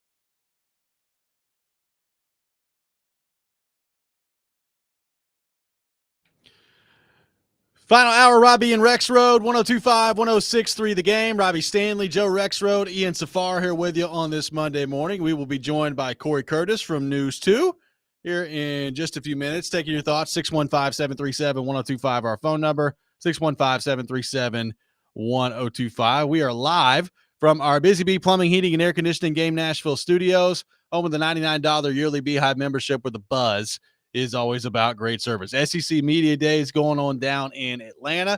Greg Sankey will be addressing the media momentarily. Chasing Big Joe down there. Our SEC Media Day coverage brought to you by Brewhouse South. Experience Nashville's ultimate sports and brew hangout at Brewhouse South in Cool Springs. It's going to be interesting to see, Joe, what Greg Sankey has to say today. I want Big Joe to ask him a question. Yeah, me too. Get up there, Big Joe. I think question of the day should be posed to Greg Sankey. Whatever their question of the day is. Yeah, maybe so. Maybe so. Yeah. Hey, Greg, your thoughts on Magnum PI? Baked beans or black beans? Frankly, I would rather hear Greg Sankey talk about that than most of the stuff Greg Sankey usually gets up there and talks about. He's going to start talking about allocations and all that stuff. No, thank you. How many times does the word allocations come out? Yes. Be brought up. We'll see. We'll give you the latest on what Greg Sankey has to say. And again, Vanderbilt addressing the media later today. Clark Lee will be there. Diego Pavia will be down there. There's no telling what he might say. And again, we'll have you covered all day long here on 102.5, 106.3 The Game on that front as well. So looking forward to that as SEC Media Days gets rolling today. Vanderbilt speaking today. Tennessee speaking tomorrow. So right out of the gate, the local team's going in the first 2 days of Media Day. So we'll get into all of that. Let's head to our 102.5 The Game phone line, driven by WilsonCountyHyundai.com. And welcome in our friend Corey Curtis from News 2, brought to you by Tennessee Men's Clinic. Corey, good morning. How are you? Word, fellas. Word, huh? Wow. Word. Word up. Word up. Feels like Corey's Cameo. doing good. Corey's doing good this morning. Corey, I just saw my first cup of coffee. I do want to get your thoughts on this. I just saw Jeremy Fowler's quarterback list, and it's got it's got who you would expect up front with Mahomes at number 1, and Josh Allen, Lamar Jackson, Joe Burrow, and there's a pretty clear drop off after that. I will say somebody put Patrick Mahomes number 4 on the list, and it really bothers me. Does it bother you the way it bothers me? I mean, I guess that would have to depend on who you put in front of him. I mean, some people, you know this, some people make lists to get noticed. So, but these are like executives and coaches. Yeah. Well, and then there's pettiness that gets involved for sure too. But if you look at the numbers, I mean, his numbers haven't been what some other guys' numbers have been. But a lot of people consider the most important quarterback number winning, and he does an awful lot of that. Like he's proven, he's at the top, and it's hard to put guys past him who don't win like he wins. I mean, like Lamar Jackson is sensational. There's no doubt. But I mean, when it comes to the big one, he hasn't been able to really do it. And I'm going to say something sacrilegious. For a long time, that was Peyton Manning. Peyton Manning was sensational, but, in the playoffs, he, when compared to Brady and some of the others, just didn't get it done. And, that didn't stop people from putting him, number 1. But, you could have very easily put, a Tom Brady, ahead of him. But so, I would say if somebody did want to put him 1, I wouldn't get all upset. Number 4 seems a little petty. Yeah, now that you mention it, like which NFC or AFC West exec was the one who put him forth, right? Sean for the Broncos. Yeah, probably Sean Payton. That's probably a good guess. Man, how about Brady? Yeah, how about there you go. There you go. How about Jaden Daniels at 5, Corey? A little bit way above. I mean, Caleb Williams is not in the top 10, but I mean, he's not. Not Well, trying to throw that's- shade at him, but No, I mean, but that's a little Mizorowski, isn't it? I mean, Mizorowski makes the All-Star team after 5 games. Yeah. And, Jay, you're talking about one season, because if you took the kid in Houston, after one season, you were like, wow, and then he had a drop off, last year where he didn't play as well. And so while I'm not discounting what Jaden did at all, he was excellent last year. But this NFL teams and defenses adapt. There's a reason the rules keep getting made against the defenses, because they're good and they adapt. And so, look, if you put him in the top 10, I get it, but let's see how he does in year 2 before we proclaim him, top 10. By the way, how many have Trevor Lawrence up there in the top 5 and top 10? Are we still trying to push that narrative? I did not see him. In the top 10. Okay, because I love seeing that, a guy who'd accomplished absolutely nothing being thrust upon me as a top 5 quarterback in the league. Wouldn't be a week with Corey if Jacksonville somehow didn't take come a on. punch right to the face. It was ridiculous. I'm not disagreeing with you. I'm not disagreeing with you. I just I love your style. I love it. You find a way to Duval. So, Corey, let me ask you this. Assuming health, because it's hard to sit here on July the 14th and try to predict who's healthy and who's not. So, assuming health, who ends up playing the most snaps at tight end for the Titans this year? Gunnar Helm, Chig, or Josh Wiley? Oh, gosh. It better be Chig. I mean, if it's not Chig, it's a massive disappointment. See, I think a lot of Titans fans are disappointed by you saying that. I think they want it badly to be Gunnar Helm. And why is that? Because they're not satisfied with the other two. Because the unknown is undefeated. Because one of them played in the SEC. Let's just say it the way it is. It could be that. I mean, there's always that SEC bias. There's always an infatuation with the new toy. All right. Look, does Chig need to do better? Yes, he does. Does he need to be more consistent? Yes, he does. Without question. Chig's in a contract year. If he's not motivated this year to put up numbers, he's never going to be. And he is the most athletic guy they've got at that position. All right. He can do things with the football in his hands that Gunnar Helm, cannot. And by the way, we still haven't seen Gunnar Helm play at all at the NFL level. Look, he could be the next Travis Kelce. I don't know. But I'm not going to sit here and say, well, he's definitely better than Chig.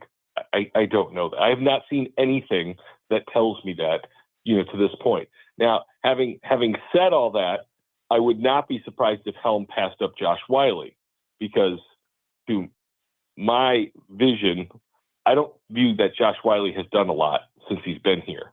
And these are guys who are similar builds and I think similar style players.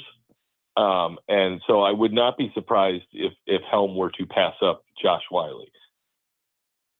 Well, speaking of the SEC, Corey, very exciting week every year, SEC Media Days. I think as we speak right now, Greg Sankey is unloading big words on a room full of reporters in Atlanta. Anything that really interests you this week? We got Diego Pavia today. Maybe talk a little more trash. Well, I'm interested to see if he beats Trump to the punch and annexes Canada into the league. Okay.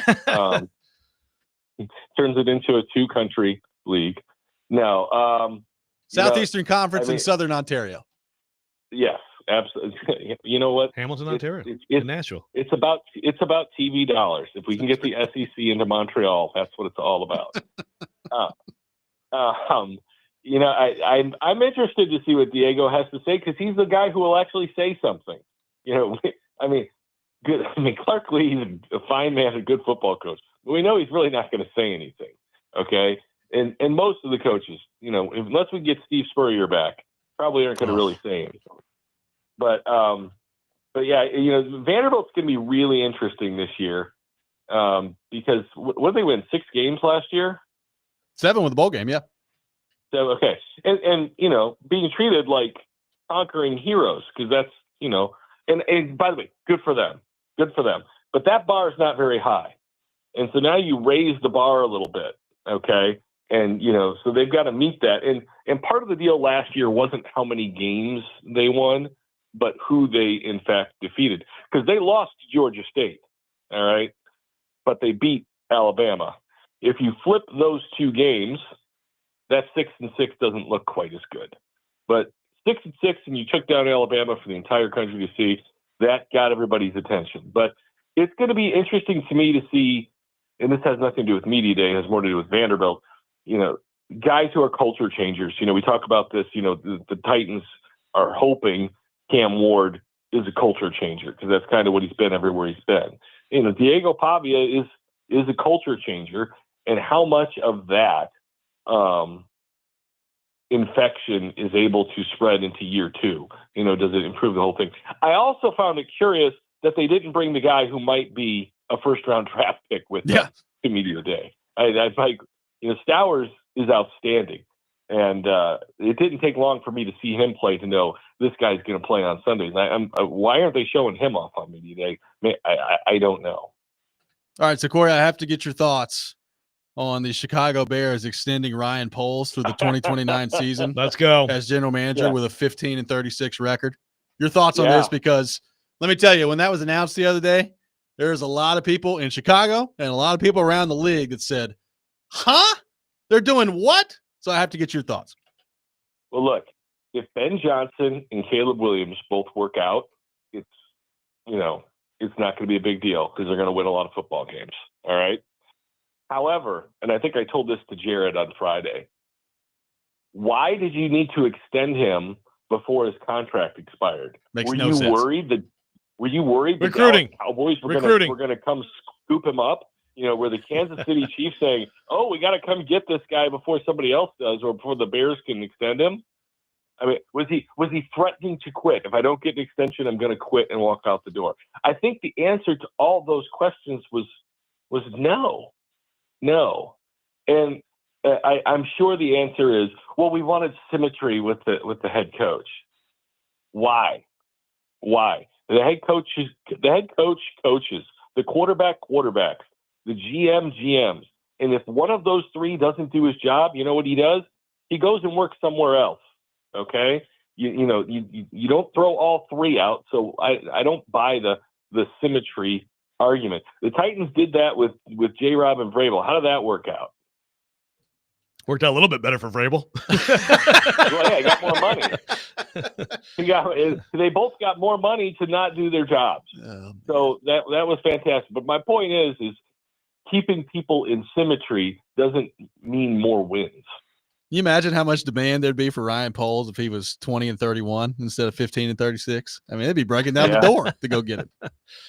What if they saw that 21-30 come back against the Titans week one, and that's like Ryan Poles caused Will Levis to just somersault a football into their hands. It's unbelievable the job this guy does.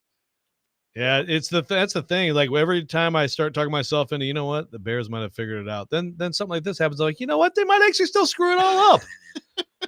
Joe, did you ever think you would see the day where NFL teams would want to tap into Detroit to figure out their problems? Good point. God, that is a great point. Yeah, it's definitely never happened in my lifetime. Oh, we got to get that Lions guy. Get all the Lions coaches. Other than Barry Sanders. Good stuff. Yeah. Oh, but by the way, speaking of tapping into terrible teams, the Cubs, did you guys see that Lee Ilya passed away last week? I did not see that. And if you're younger and you don't hear the greatest, and you haven't heard the greatest rant of all time, rant, just go ahead and YouTube Lee Ilya 1982 post-game Cubs rant. Absolute gold. I mean, you have to bleep so much, but it's incredible. We should try to play that this week. I'm glad you brought this up. Same 2,000 unemployed sons show up every day. So good. Simpler times. Corey, great stuff as always. Thank you for taking time to be with us. And next week is training camp. Football is here. Oh, yeah. And we are now 8 days away from reporting. Yeah. Wow. That's good times. I'm ready. Let's go. It is good times. Yep. Let's go. Corey Curtis, brought to you by Tennessee Men's Clinic, joins us every Monday morning at 8 o'clock. We'll react to what Corey had to say, and we'll get in a little Vanderbilt coming up next as well. We got Clark Lee and Diego Pavia and company down at SEC Media Days today. What are fair expectations for this Vanderbilt team with what is a daunting SEC schedule? We'll get into that. Robby and Rexrode, 102.5, 106.3 The Game.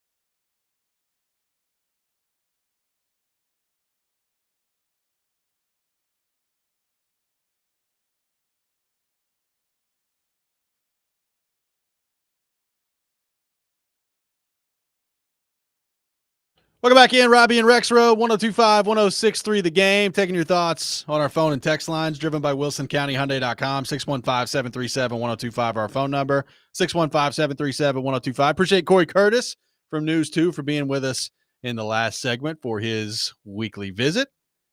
He brought up Vanderbilt and how you look at their squad this year, pretty interesting, especially on offense.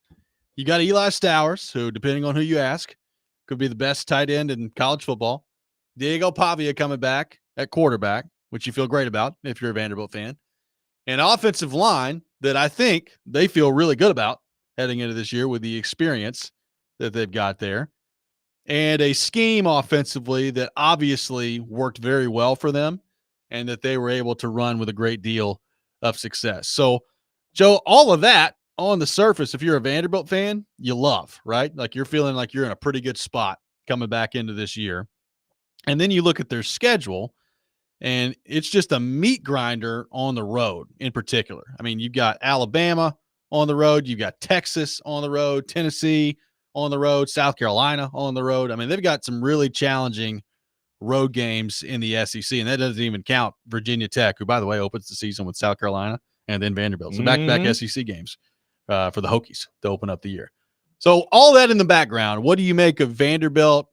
What expectations should be this year? By the way, win total on FanDuel Sportsbook is 4.5 is the over-under for Vanderbilt. So what do you make of the squad that Vanderbilt has, the schedule, and how it should influence what the expectation should be for Vanderbilt football this year? Yeah, all we talk about is the offense, and there are some very good defensive players, but I just don't know. Like, how good is that defense going to be? Is that defense going to hold up against some of the better SEC offenses it faces? You know, like last year, for example, I think of the Auburn game. One thing Auburn was doing at a very high level last year going to that game was running the football, and Vanderbilt just completely shut them down. I think one of the most impressive things about the entire season last year was like their defense in that game at Auburn. Again, Auburn wasn't a world beater, but you figure, okay, they're going to run the football on Vanderbilt, and they couldn't. You know, you go to the Alabama game, and it basically like you got that early lead, you got the pick six, you built yourself a margin, and then it was just basically trading scores the rest of the game. You know, it wasn't like that was any kind of great defensive performance. I mean, even like Georgia State, you took the lead late. It looked like Pavia was, he pulled off a little rabbit out of the hat, and then your defense just lets them go right back down the field to beat you. How good is the defense going to be? And I don't know the answer to that. I think 4.5 is probably about right for an over-under. You could argue 5.5. I wouldn't argue anything higher than that. I mean, the only games that I feel like I would right now, I'm declaring they're winning. Charleston Southern, okay? I feel good about that. I think they're going to get Georgia State back at home. I'm going to take them at home against Utah State. Could that be an interesting game? Possibly, but there's 3. And then, is there an SEC game on this schedule where I'm like, absolutely, they're winning it? They could certainly beat Missouri at home. They could certainly beat Auburn at home, but Auburn is one of those teams that's like they are not snoozing on Vanderbilt this year. Yeah. They're certainly not snoozing on Pavia. That's 2 straight years he's beaten them with 2 different teams. Can they beat Kentucky at home? Sure. Okay, so where are we now? If they get all those, they're at 6. Yeah, because there's only 3 non-league. The other non-league game is at Virginia Tech. Yeah, so there you go. Could they win at Virginia Tech? Absolutely. But I think 4.5 is about right. I'm picking them to win 6. Which, again, to me is good. That's a good year. I think some Vanderbilt fans right now, I don't know how many, but some might hear that and say, wow, you're really selling us short. Yeah, look, the schedule is interesting from the standpoint of there are some games at home that I look at, and they could go Vanderbilt's way. Like even LSU. Like how good's LSU going to be this year? I don't know. Like they could be really good. I mean, Garrett Nussmeier, I feel really good about him being a high-level college football quarterback this year. But their defense, I don't know. I don't know what their defense is going to look like. They say it's going to be way better. They say it is. We'll see what happens there. The road games, they got Alabama last year, so it's not like it's impossible for them to take down Alabama, but it's going to be more of a challenge, I think, this year going on the road and that roster. And like you said, not overlooking Vanderbilt coming in this year. You got South Carolina early. I think South Carolina, despite my hatred for Shane Beamer, has a chance to be pretty good this year, especially because of their quarterback. So you've got that early in the year. And what you're hoping if you're Vanderbilt is to get to the end of the year and that Tennessee game to really mean something beyond just the rivalry of Tennessee Vanderbilt. It needs to really mean something for you at the end of the year. And we'll see if they can do it. And frankly, that game, I mean, yeah, I would pick Tennessee because top to bottom, their roster is better. But depending on what quarterback play they get, that could absolutely be a game that Vanderbilt goes in and wins this year. Yeah, no, it could be. Yeah. South Carolina, for whatever reason, Beamer has no problem. His teams don't have any problem with Vanderbilt. Yeah. That's how it's been. I mean, last year in Nashville, 28-7, just totally handled them. And the Tennessee game last year could not have started worse for Tennessee, could not have started better for Vanderbilt. That game was more of a blowout than 36-23 tells you it was. Yeah. But sure, this year, yeah, I mean Tennessee has lost some guys. I mean, I would still pick Tennessee. I pick Tennessee. In Neyland. Yeah. And Tennessee's got a better roster. But I mean, I guess my point is if Tennessee's quarterback play is just brutal, then you're going to have a shot in that game. And it's like that game, like what's at stake in that game? Does either team have college football playoff shot at that point, or is it just a game for the sake of a game? Right. I don't know. 615-737-1025, our phone number. What should the expectation for Vanderbilt football be this year? We'll take your thoughts on that. Get to some of those on our phone line, driven by WilsonCountyHyundai.com. This isn't just a concert, it's a cause. Trent and Texas Rock the Cradle helps give fragile newborns a stronger start and keeps mom close when it matters the most. With Tim McGraw live on stage and your support behind every beat, Ascension St. Thomas, turning music into healing. Get more information and check out tickets that are on sale now at rockthecradlenashville.org. You're listening to Robby and Rexrode, 102.5, 106.3 The Game.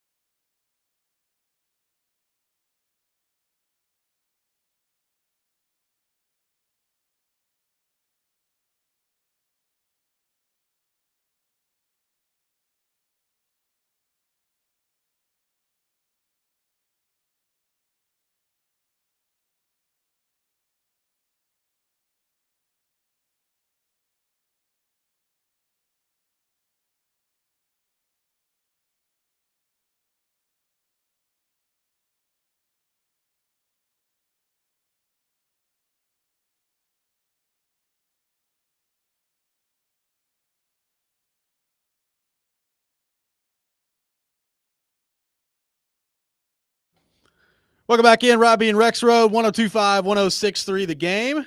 I got some tickets to give away, a pair of tickets to Holiday World and Splash and Safari in Santa Claus, Indiana. To caller number 4, 615-737-1025.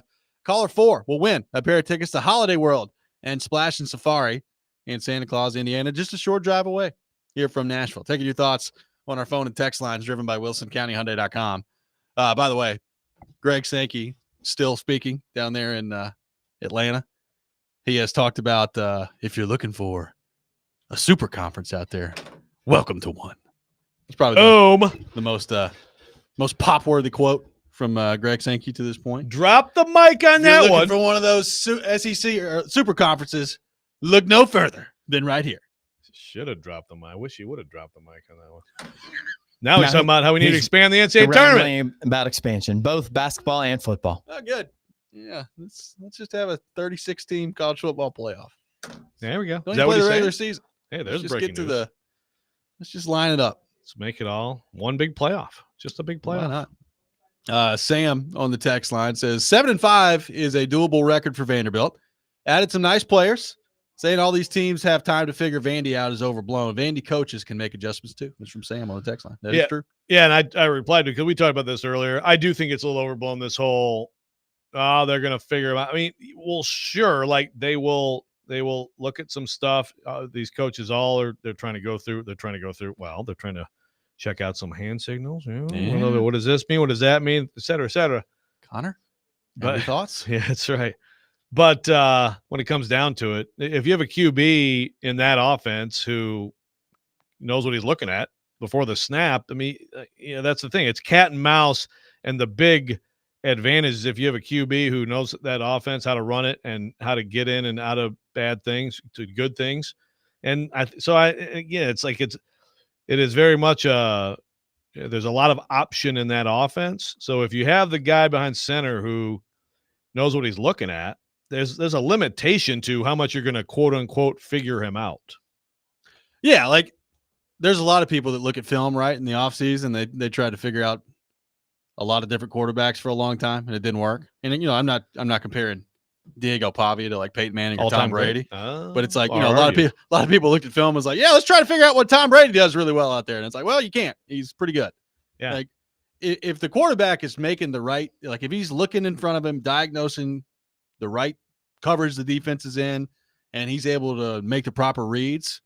I'm not saying there's nothing you can do, but the offense gets paid to execute too, right? Like that's part of what makes it so challenging. So I do think that stuff gets overblown from time to time. Yeah, and they're frustrated because he'll duck in and get 4. Exactly. And then this time he pitched it. Still got tackled. Get 6. And then all of a sudden they'll have a nice little play action off some of that stuff, and you got somebody wide open downfield. I mean, it's a really fun offense to watch. I don't expect some big wave of, they figured it out. These SEC, they can't even move the ball. Yeah, with him playing, I just, that's why they're so excited. Again, can they stop people? Do they have enough playmakers on the outside? Eli Stowers is great. Yep. Those are some of the questions. And again, it's still, I mean, I come back to, because they did have some good defensive performances last year, but can they take another step on that side of the ball? If so, I think they're going to be a lot of interesting games this year, even in games that they're supposed to lose. Stowers had 49 catches for 638 yards, 5 touchdowns last year. I will be very interested to see how much they try to get the ball in his hands this year. Like how many targets he going to end up with. Could you take 49 catches from Stowers and turn that into 65, 70 catches this year? Well, he also missed some time, I believe, so, right? yes. I don't know if he played in let's see here. The full game participation is, but I know he was definitely banged up playing for part of the year too, which happens in football. It does. It happened to Diego Pavia last year too. Can you keep him healthy the whole time? Stowers was in every game. He played in all 13 games. He was just limited for a bit. Limited for a little while. Yep. Yeah. So, no, he's really good, no doubt. And like people talking about best tight in the country, and I was poo-pooing that, but maybe he is. There is a little bit of an absence of the returning star tight end in college football this year. There is. That offense is going to be interesting to see. Can you make enough plays down the field? Because one of the things with Vanderbilt last year is it felt like they would get into the option or Pavia would scramble, get away from trouble. And it sometimes it felt by like death by 1,000 cuts. And then they would hit a play action shot 45 yards down the field only when you got frustrated by it. Like, our team's going to have more discipline this year to not just totally sell out and get absolutely just scorched down the field. Yeah, it's going to be interesting. How often do you need your safeties to be involved because you're losing the numbers game up front? Right. I mean, that's. By the way, I just AI. Everybody talks about AI, this and that. I just did Google, just best tight ends college football, and AI is telling me Colson Loveland, Tyler Warren, and Harold Fannin Jr. are some of the best college football tight ends in 2025. Yeah, they're all in the NFL. AI. Not keeping up. And I kept trying to find the spread for Vandy, Virginia Tech. I even put 2025. They kept giving me AI. Kept giving me last year. Freaking AI. Not very intelligent, is it? I guess not. Not very intelligent. It's going to kill us all soon, but it's not very smart. Miles Kitselman is on this list that AI has put out there too. I don't know that I'd go one of the best tight ends in college football. I like him. We'll see what that looks like. Talented, talented, very talented. Yeah. That's an interesting player for sure this year. But yeah, that might be a little bit jumping the gun. Yeah. But it is like there's we actually, now that I'm looking at that, we lost a lot of good tight ends. Yeah, we did. From college football last year. News from Sankey. He believes that college football is not broken. College sports is not broken. Oh yeah, it is strained, but it is not broken. Strained. Okay. All right. I like that phrase. Strained but not broken. Okay. I need one of these ligament tear. I need one of these conference commissioners to get up there and be like, tear. Yeah, we have totally screwed this up, man. Let me tell you, we have just. I mean, you need Tony Petitti to get up at Big Ten Media Days. Like, golly, we really screwed this up. We wish we'd go back in time. I'm just here to get paid out for the next few years, and good luck to all of you. You're screwed. Thank you. I'm cashing my chips in. Good luck, though. Oh boy. Anything interesting you're looking for from Diego Pavia and or Clark Lee today as SEC Media Days are going on? I mean, I guess really the thing would be Pavia. Is he going to double down on trash talk against Tennessee? It's going to come up at some point. So does he take the high road and is like, yeah, I'm just worried about Charleston Southern, who they opened their season against, and I'm not getting into all that? Or is Pavia, who has not really been one to ever shy away from speaking his mind, does he just start going in on Tennessee later today? Yeah, I was around him a few times last year, and then you saw the bus with the boys. I think he's going to say something today, like maybe not like super controversial. He's going to say some stuff. I don't think he's going to back down. Maybe Clark. I'm sure Clark is like, well, maybe let's just keep it chill. I don't know. I'd like to know that. Is Clark Lee? Does he care? Does he like it? Does he lean into it? You could argue that Vanderbilt could use exactly this. I agree. Someone who is cocky and pisses people off, talking about how good Vanderbilt is. Like I guess that goes back to James Franklin, right? Like when James Franklin was a coach here, he's kind of brash, kind of out there a little bit. It was like, wow, Vanderbilt football, really? Yeah, winning 9 games and talking trash doesn't happen a lot. So maybe Clark Lee leans into it. But then again, it's like, let's not like load up the bulletin board in Knoxville. Yeah, I think you've touched on it. You don't want to just like totally go scorched earth. But then again, you're already there. They're already talking about it. They're already mad at you. Exactly. What does it hurt if you just give us a final score? How bad are you going to beat them? He starts naming the Tennessee quarterback depth chart. He's like, that Joey Aguilar sucks. Jake Merklinger, he's terrible. Dead. Niedermeyer, dead. By the way, just saw this headline from David Ubben put this out there and quote tweeting ESPN PR. This is how you know that SEC Media Days have come around and it's that time of year. This is a tweet 19 minutes ago from ESPN PR. Welcome to the SEC, Wayne Sanderson Farms.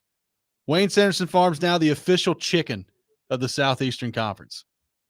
SEC's been operating all these years. Now they got an official chicken in there. Have you ever heard of Wayne Sanderson Farms? No. We're going deep cut for our chicken in the SEC? I mean, deep cut. Yeah. I'm looking at their so to speak. I'm looking at their Twitter page. They've got 1,100 followers on there. Nice logo though. Wayne Sanderson Farms, the official chicken. Okay. Congratulations to Wayne Sanderson. You know, we have to have a sponsor for everything now. We now have an official chicken.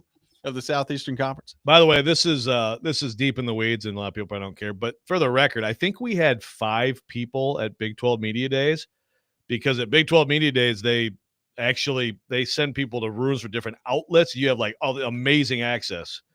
We have one person at SEC Media Day. We have Seth, friend of the show, Seth Emerson. That's how bad. Like, again, from a writer's perspective, it's different on. Oh, not Radio Row, Digital Drive. Yeah, Digital Drive. Make sure we get that out there. Digital Drive, Yes. not Radio Row. But like for people who are trying to go to these things to get stuff for stores or whatever, it's so bad. It was like Seth lives in Georgia. I guess go ahead. I'll Seth, go over there. Yeah. Walk outside your house. Get down there. Yeah. Be there for when Greg Sankey announces the NCAA tournament will be 128 teams next year. 615-737-1025. Our phone number. We'll wrap the show up. Go to the next. Got some of your thoughts to get to on our phone and text lines.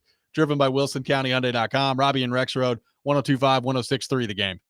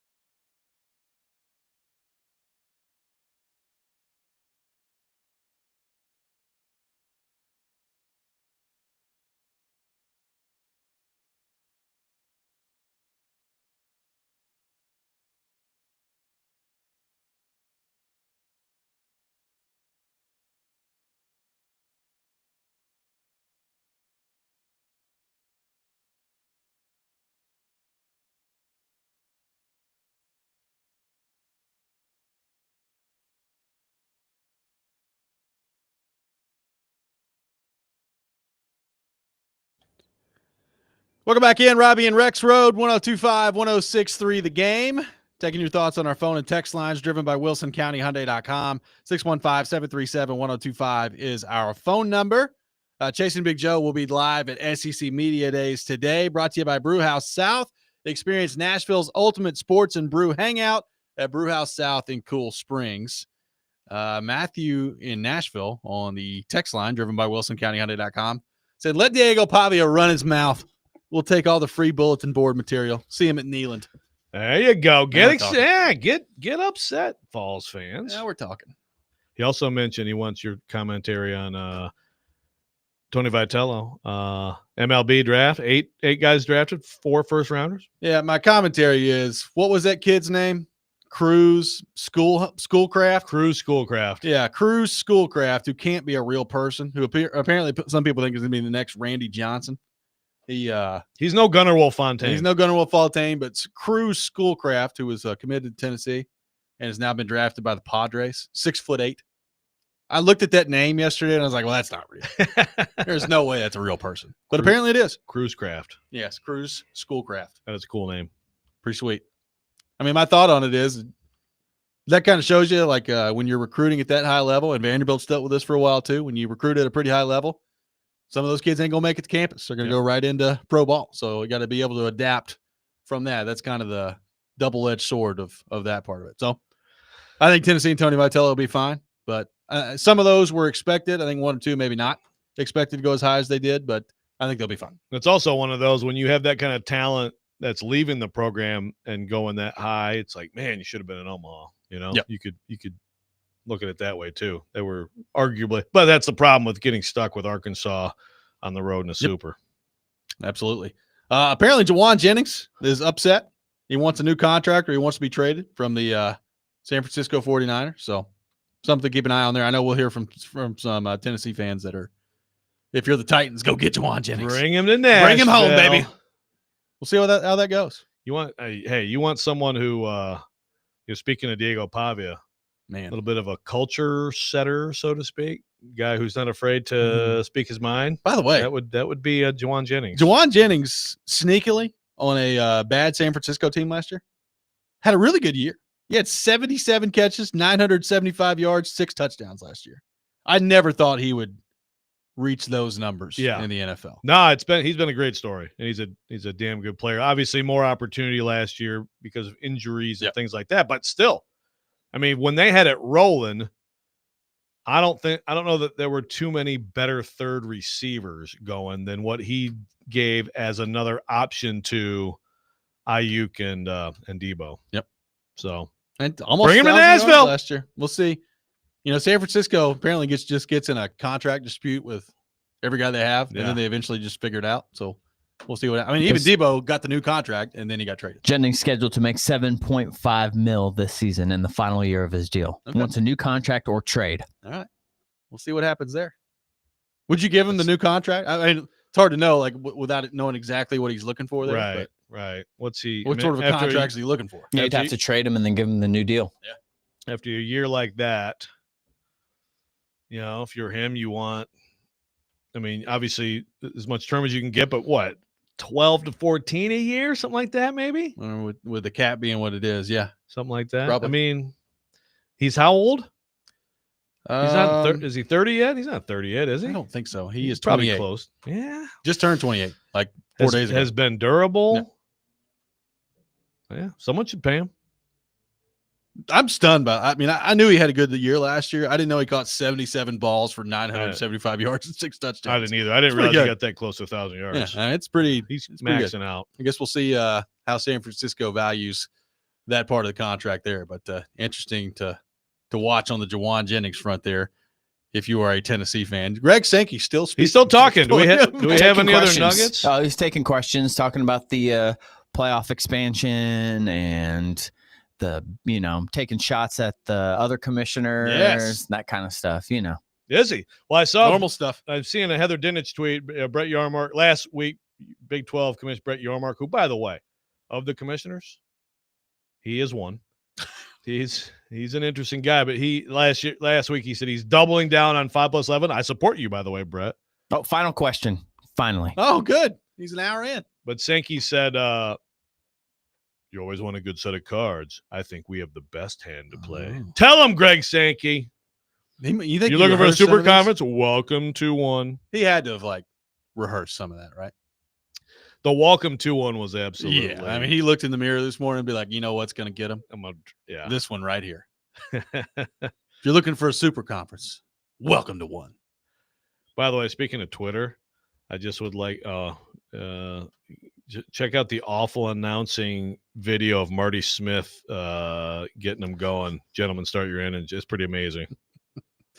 Coach Harbaugh, get down here and start these engines for us. So Louisiana Tech has joined the Sun Belt. That's also okay. All right. Some college football news. We're going to have to last year we played right before college football season started, we played the where is he now type game, and you went through transfer quarterbacks. Yeah. And there was just an unbelievable amount of quarterback movement. We're going to have to do what conference is this team in now? It's hard to keep up with some of these teams. Like right off the top of my head, what was Louisiana Tech in last year? I have no idea. Not a clue. Have they been CUSA? La Tech? They've not been a CUSA team, right? I mean, yes, they have. Okay. So they're moving from CUSA to Sun Belt. There you go. Is that right? Looks like it. I think so. Now I'd love to know how much of how much does that move the needle for you? I mean, going from I wouldn't CUSA to imagine Sun a ton. Belt. I mean, obviously the rights fees must be a little bit more of the Sun Belt. You would think. Okay. Good Exciting. Way to go, La Tech. Yeah. Anything else out of Greg Sankey? Any other news? No. Trash talk? Anything? The last question was about private equity. Someone from Front Office Sports. Oh, good. Private equity. Yeah. Well, get ready. Talking all types of funny buzzwords, private capital and venture capital. Every and all time this he stuff. talks, I need I look like I'm like, I need to go find a dictionary somewhere. Well, I'm not quite as smart. I'm going to scan the transcript when it comes out to see how many allocations. Oh. Maybe, I don't know. Maybe he didn't get asked. I assume someone would have asked him about the 511 versus the 4422, but that would be the opportunity to use the word allocations. David Ubben just had this tweet. It says the year is 2037. The SEC is evaluating whether or not 8 or 9 conference games is the right decision amid the wholesale changes in college sports. So he was asked about that too, obviously. You guys ever going to play 9 games in college? And to Sankey's defense here, the Sankey has wanted that. So that's that one I do not put on him. But it is funny. Like every year we think this is going to be the year, and it's like, no, actually maybe not. Yeah. Like I remember we thought 2025, 2026 had to be, you had to do it because everybody was afraid they're going to lose all these rivalries. And now I guess they've talked their way around that where they're going to try to keep people's main rivalries, which tells me they're not going to 9 games. Yeah, well, and even like the quote, so the fact that he said he doesn't believe there's anyone in another conference. I'm reading Nicole Auerbach. That he doesn't believe there's anyone in another conference that wants to swap schedules with the SEC team. That is out front spin on nope. That's code word of we're not going anywhere. That is yep. He's got it spinning. So there you go. Again, I'd like the SEC to go to 9.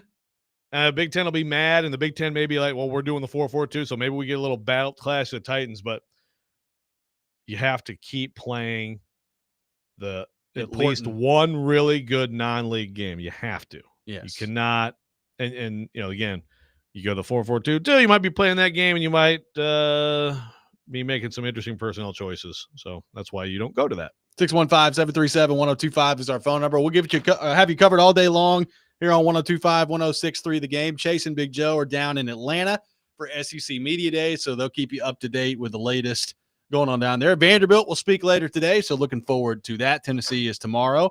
Adam and Willie coming up next. You're listening to 102.5, 106.3 The Game.